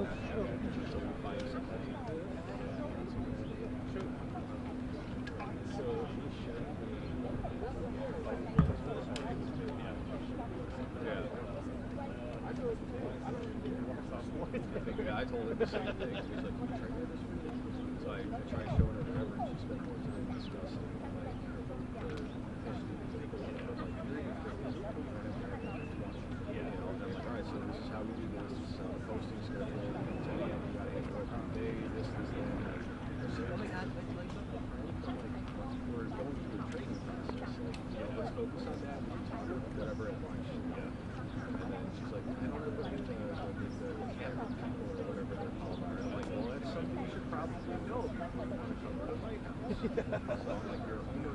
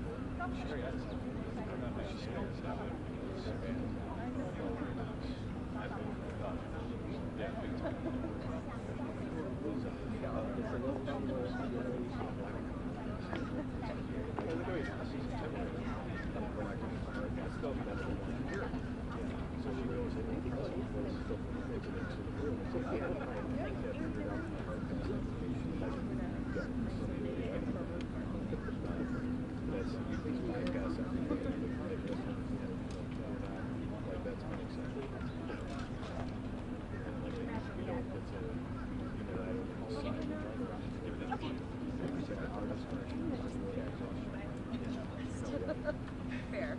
You would say no. I would.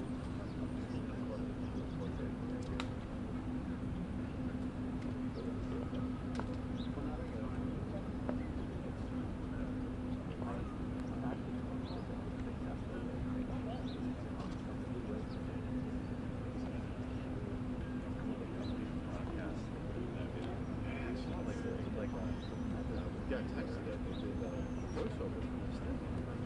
Yeah, there's no way. And we had a full minute and 10 of him talking. And the video that they put out, that was shocking. I never expected that. Yeah. That's I think, yeah. Oh, for sure.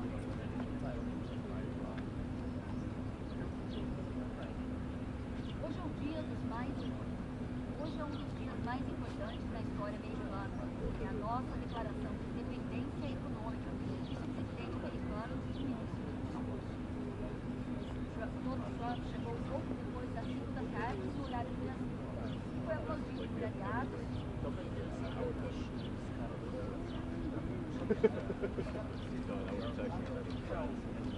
Donald Trump chegou pouco depois das 5 da tarde no horário do Brasil. Foi aplaudido por governos e aliados. Donald Trump chegou pouco depois das 5 da tarde no horário do Brasil. Foi aplaudido por governos e aliados. Nenhuma de nossas empresas podem entrar em outros países, sejam amigos ou inimigos. Nenhuma de nossas empresas podem entrar em outros países, sejam amigos ou inimigos.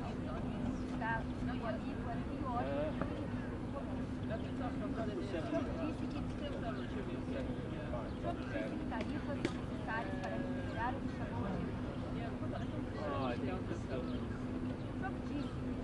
Trump disse que tarifas são necessárias para recuperar o que chamou de hemorragia dos Estados Unidos, de déficit recorde de 21,2%.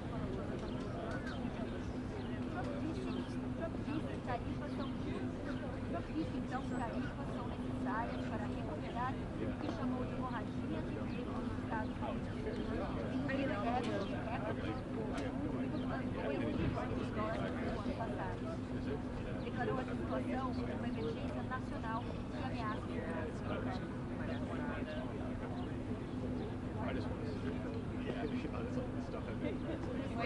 Uma tabela com a O presidente mostrou uma tabela. Uma cartolina com alguns países. O presidente mostrou uma tabela. Uma cartolina com alguns países ao que ele chamou de tarifas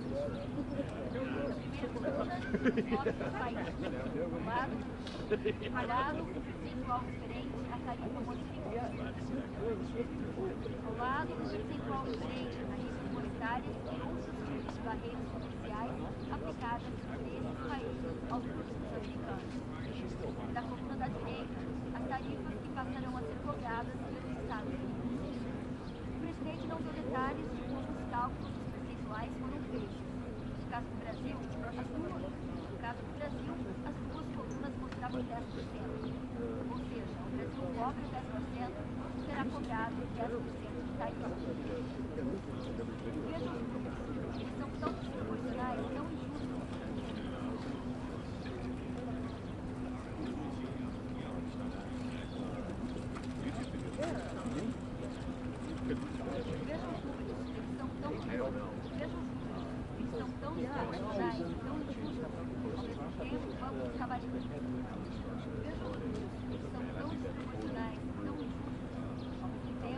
Vamos estabelecer a tarifa básica mínima de 10% para outros países.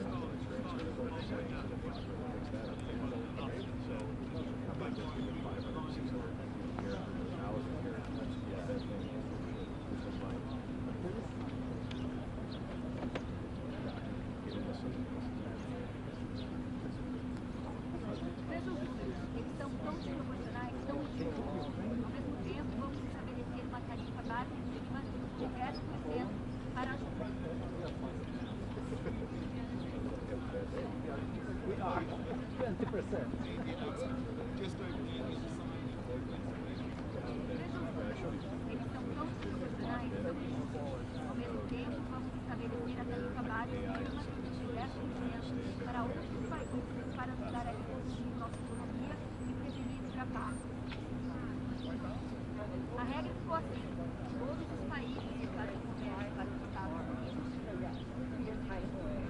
A regra ficou assim, todos os países. A regra ficou assim, todos os países que fazem comércio para os Estados Unidos terão uma tarifa base de 10%. Além disso, cerca de 60 países vão ter uma taxa adicional de acordo com o cálculo feito pela Casa Branca. As tarifas de 10% começam a valer no dia 1 de abril. E as dos países sobre taxa no dia 9 de abril.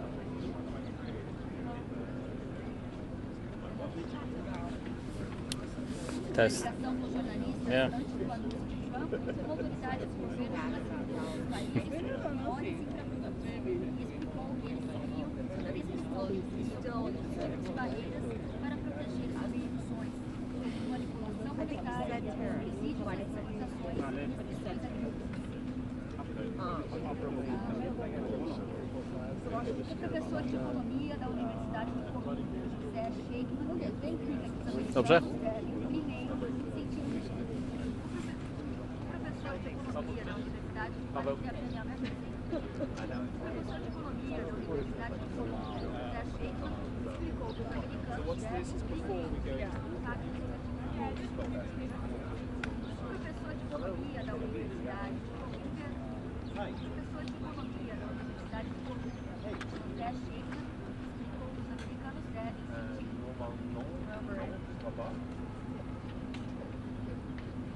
professor de economia da Universidade de Colômbia, José Sheikman, explicou que os americanos devem primeiro sentir o impacto negativo do governo no aumento das inflações.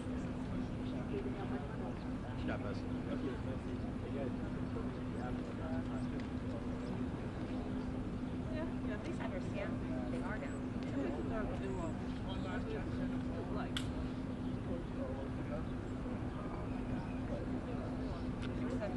Like 49 minutes long. And I was just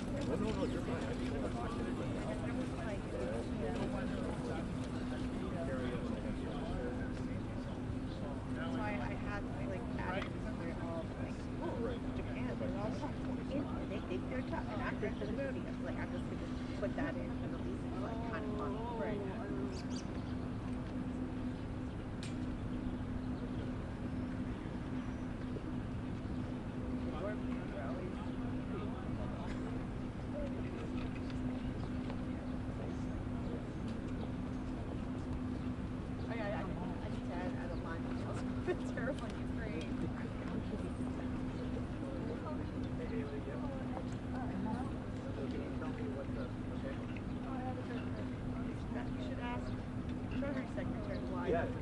That's your question.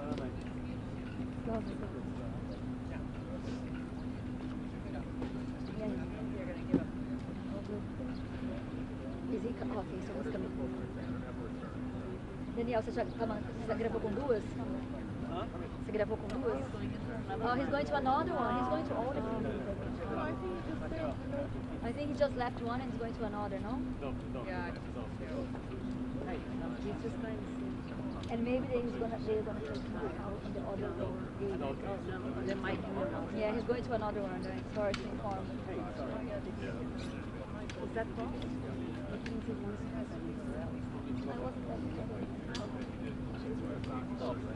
Well, I think we should see him. Yeah. No, no, that's what was it. Yeah. And then one of the guys. So I was like, what is going on? I'm so scared. I was like,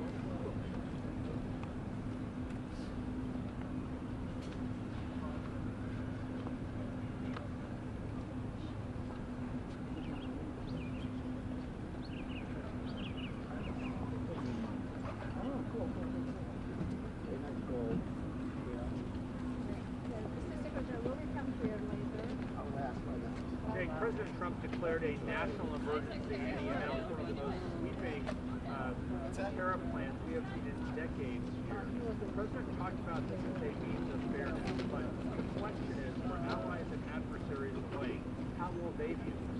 The second shoe continues to fall already as other countries are watching this. Retaliatory tariffs that could hit all sectors of the American economy, from the ag sector to the lumber sector, to the pharmaceutical sector, and more. This is how President Trump described it.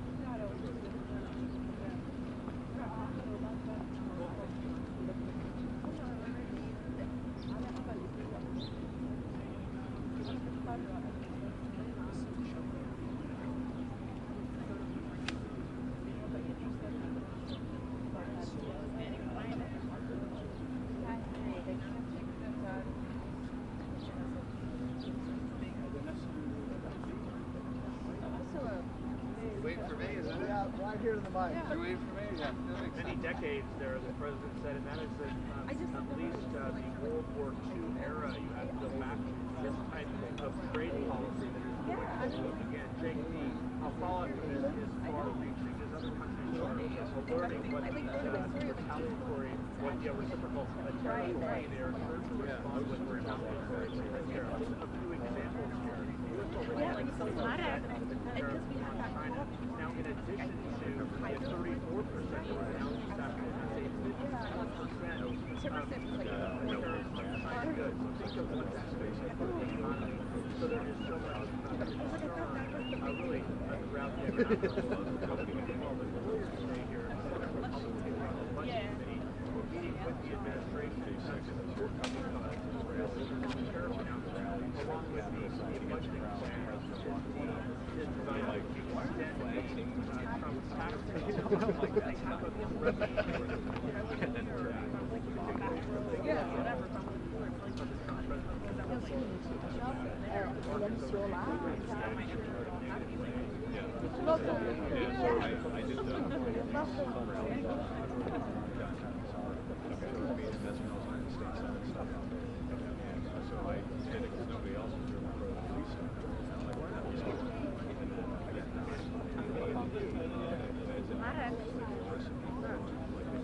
Miałam rację. Desant potwierdził Bloombergowi 54 Plus. To Unia Europejska 30. No właśnie nie wiem. No właśnie nie wiem. Nie wiem.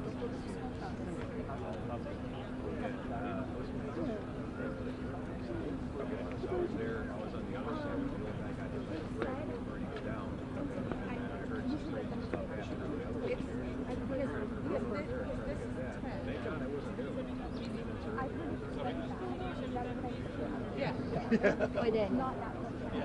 Alô? Mas agora? Não, mas Daniel, agora eu tô esperando, tá chegando o secretário de Comércio do Tesouro aqui. Mas não tá chegando. Não chegou, Daniel. Só que pra gravar, eu tenho que sair daqui.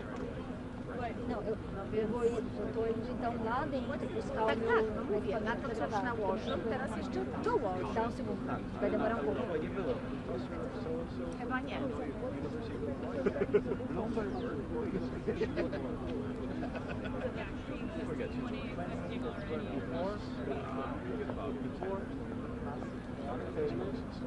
Why would they put that on the national? Plus the 20 that or like include next guy, next to like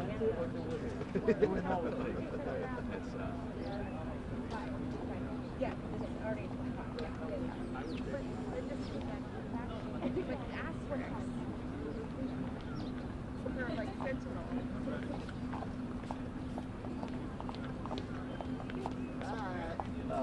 We have just 2 questions, please.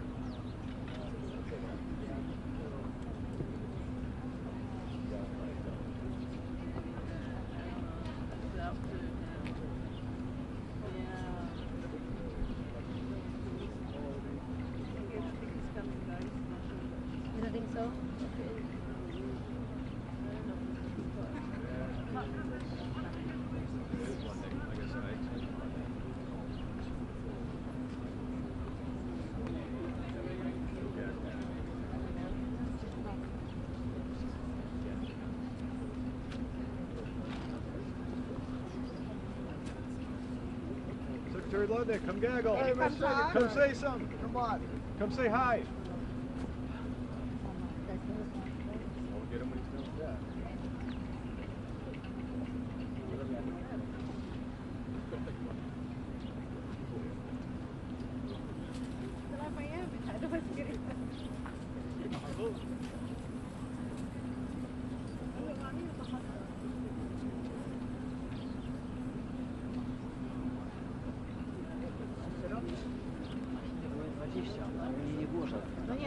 Ja wiem, no więc jest 20. So I guess the timing is best if people come out, we might get them, and then we might both die. We might time for both of those to be done.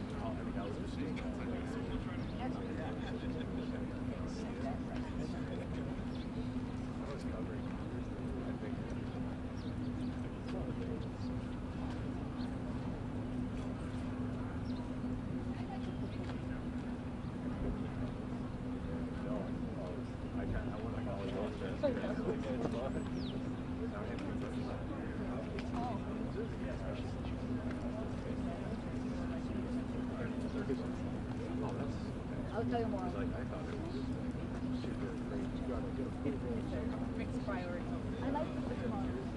Okay. Yeah, but I'm not sure yet. Try. Yeah. No, it depends. I will go tomorrow because it depends on the man for the night.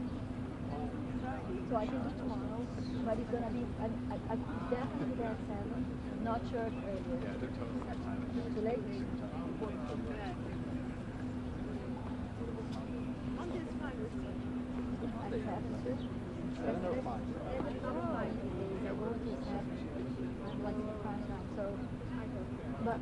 Maybe you can join.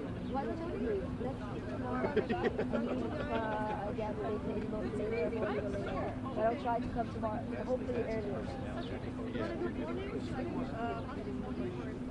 Actually, no, I can't.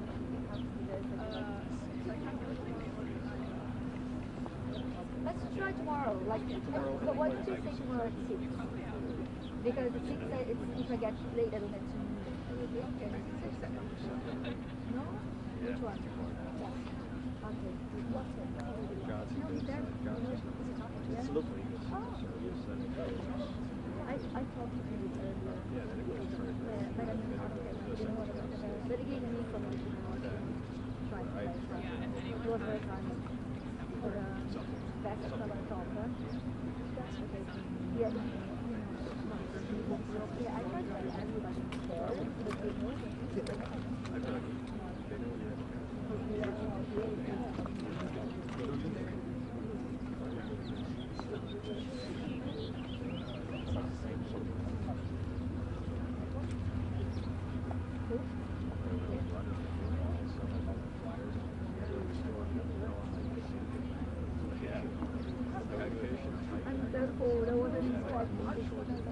yeah, this is very true.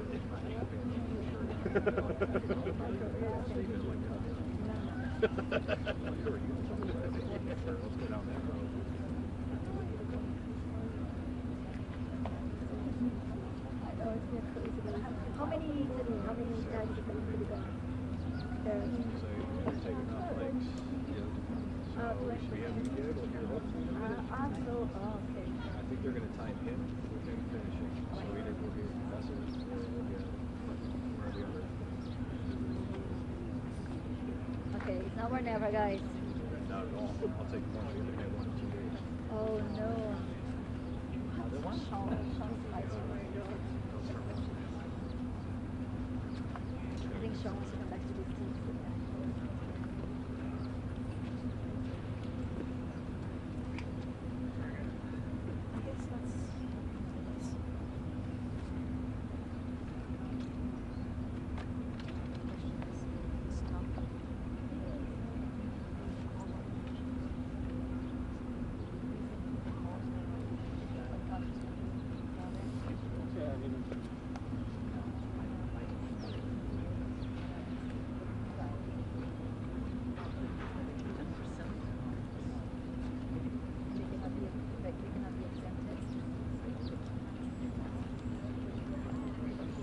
Mr. Secretary, come say hi. Hello. Come gaggle. Mr. Secretary. How are you doing, Mr. Secretary?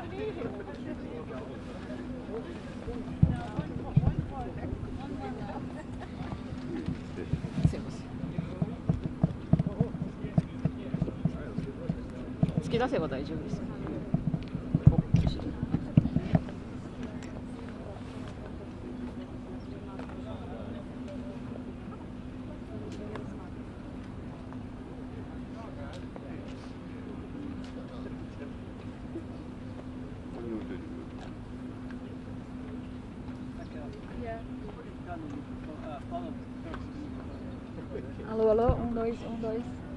Tá com bateria? Não, é pra testar o nível. Tá bom. Você quer que eu fale mais longe? Aqui? Any questions? Anybody? I think they were not bad. You know, it wasn't a good list. Good.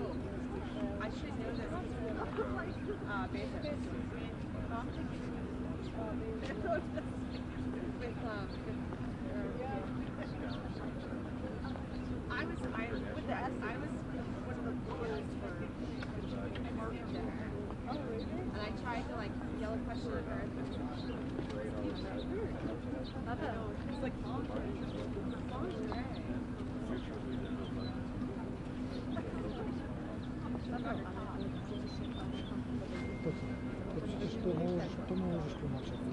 Okay. I actually like inauguration. I mean, maybe not for inauguration. But like, if you were, you know, a stripper, I know. No, I'm just talking about, what's his name?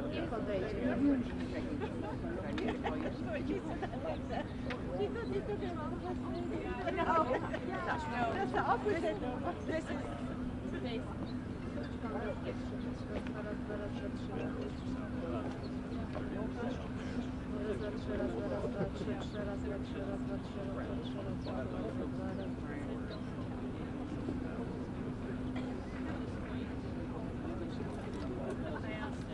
Right, so it would be added, like, well, let's go back to what they were saying. All of that's out there. So like the 2%, and then you just different places of the product. They get added in. Yeah, sorry.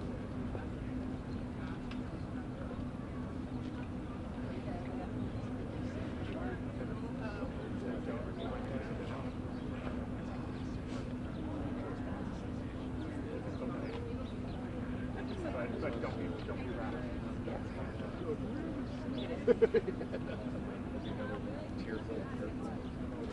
But also plus 248,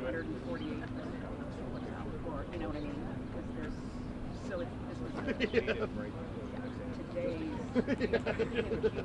Nobody's screenshotting, right? The internet's not forever. No, anyway. Right. Sorry. Okay.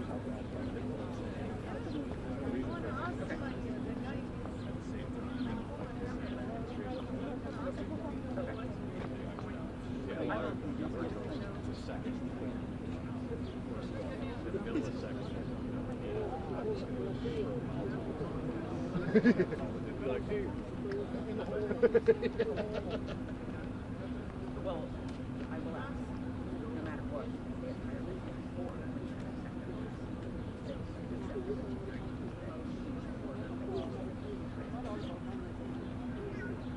but like, you know, a solar cell that compares to 2011 is still not that. But anyway, but I'll check some. Okay, thanks. Okay, thanks.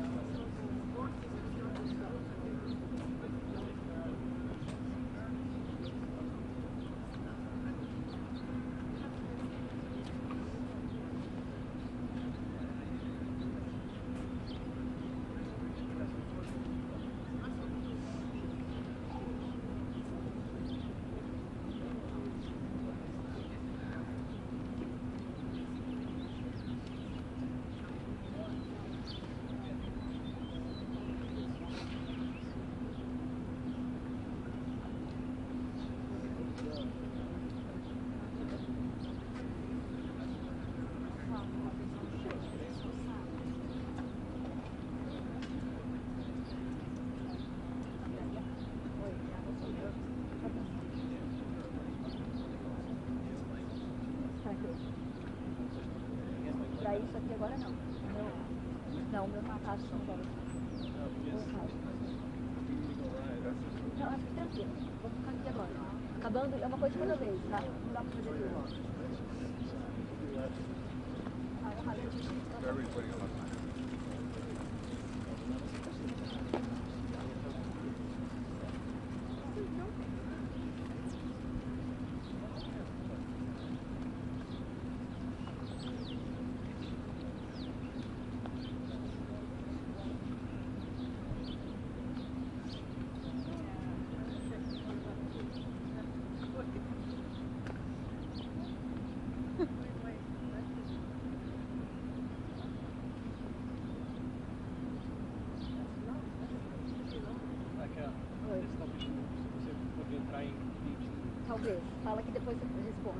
fala que talvez.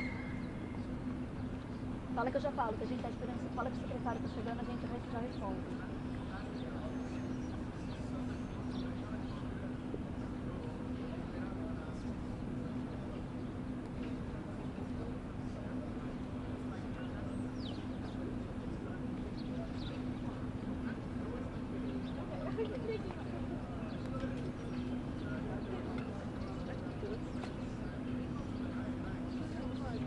Vamos tentar fazer de dentro, Daniel, com aquelas placas, né? Pode ser na mão mesmo. Ah, mas eu preciso de tempo para ajustar. Tá bom, mas pode ir assim mesmo, assim ó. Não, eu preciso pegar o live. Tá bom. Vai dar certo. A gente dá certo. A gente tem 20 minutos pra tempo. Ele já tá acabando ali, né?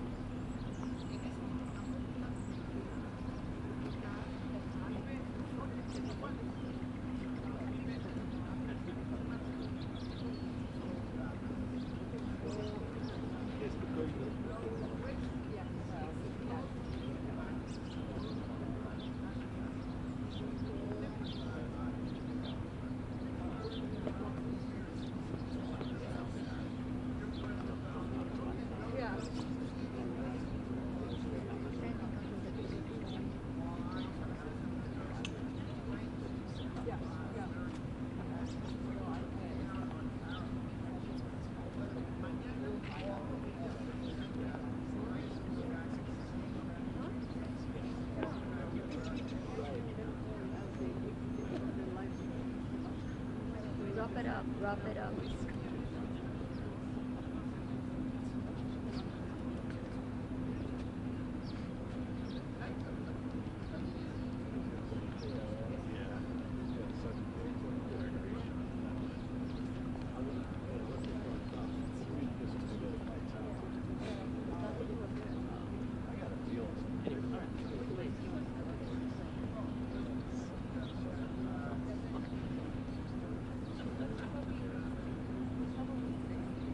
Tá vindo. Ou não?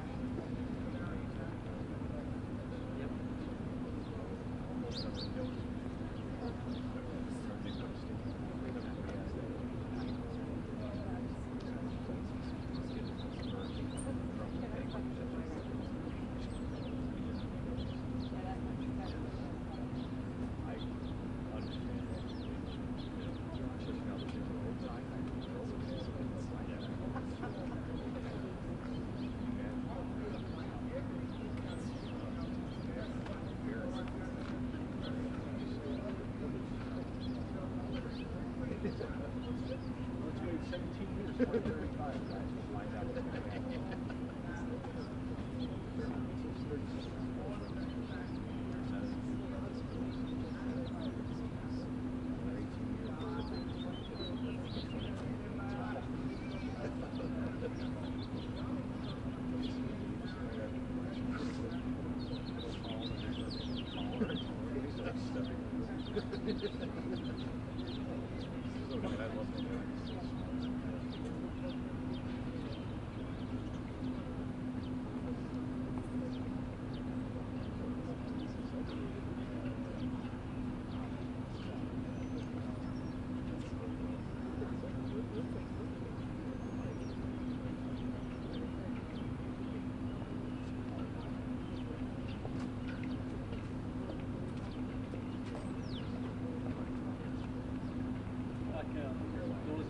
Tá bom. Vai indo lá montar se você quiser e eu faço o telefone aqui. Fica pronto, dá pronto ele e eu vou lá na hora de vídeo. Que eles estão pedindo pra você montar.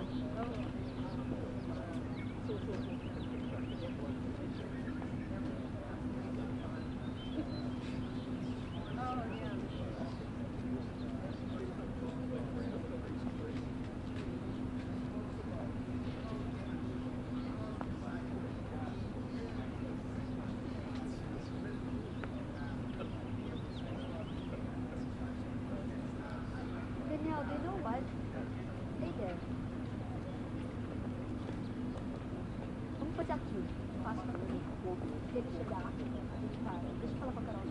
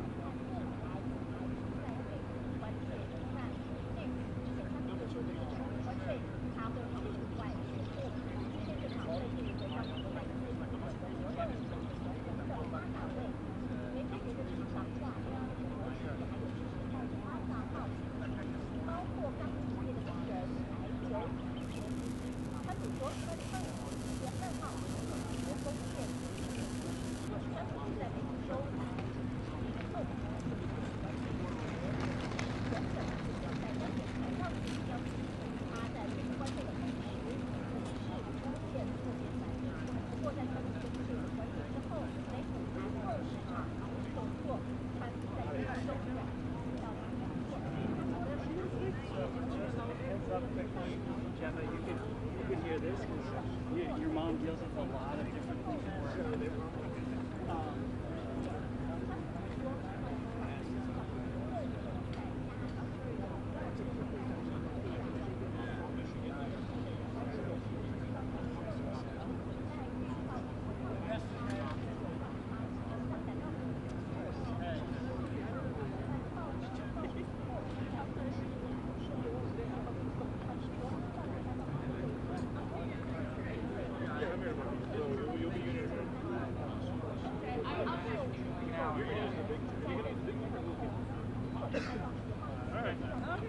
Good. See ya.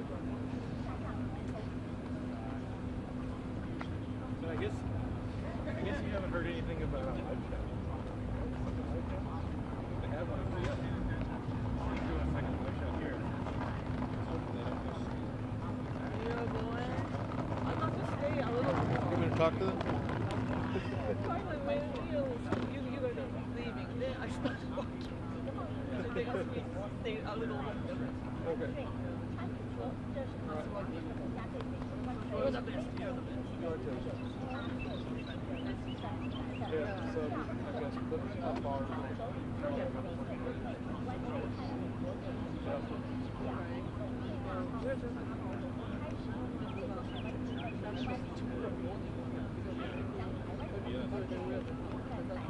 It's already 7 o'clock. We haven't said anything about it.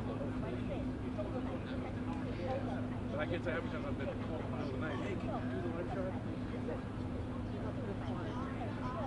I don't answer my phone.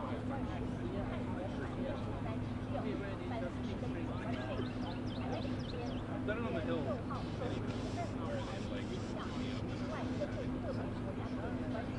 They know what fun it is. Usually they'll like try it once.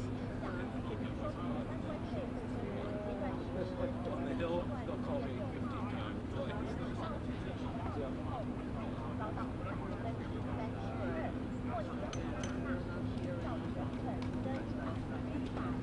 Hopefully you get out here soon. I'll see you tomorrow.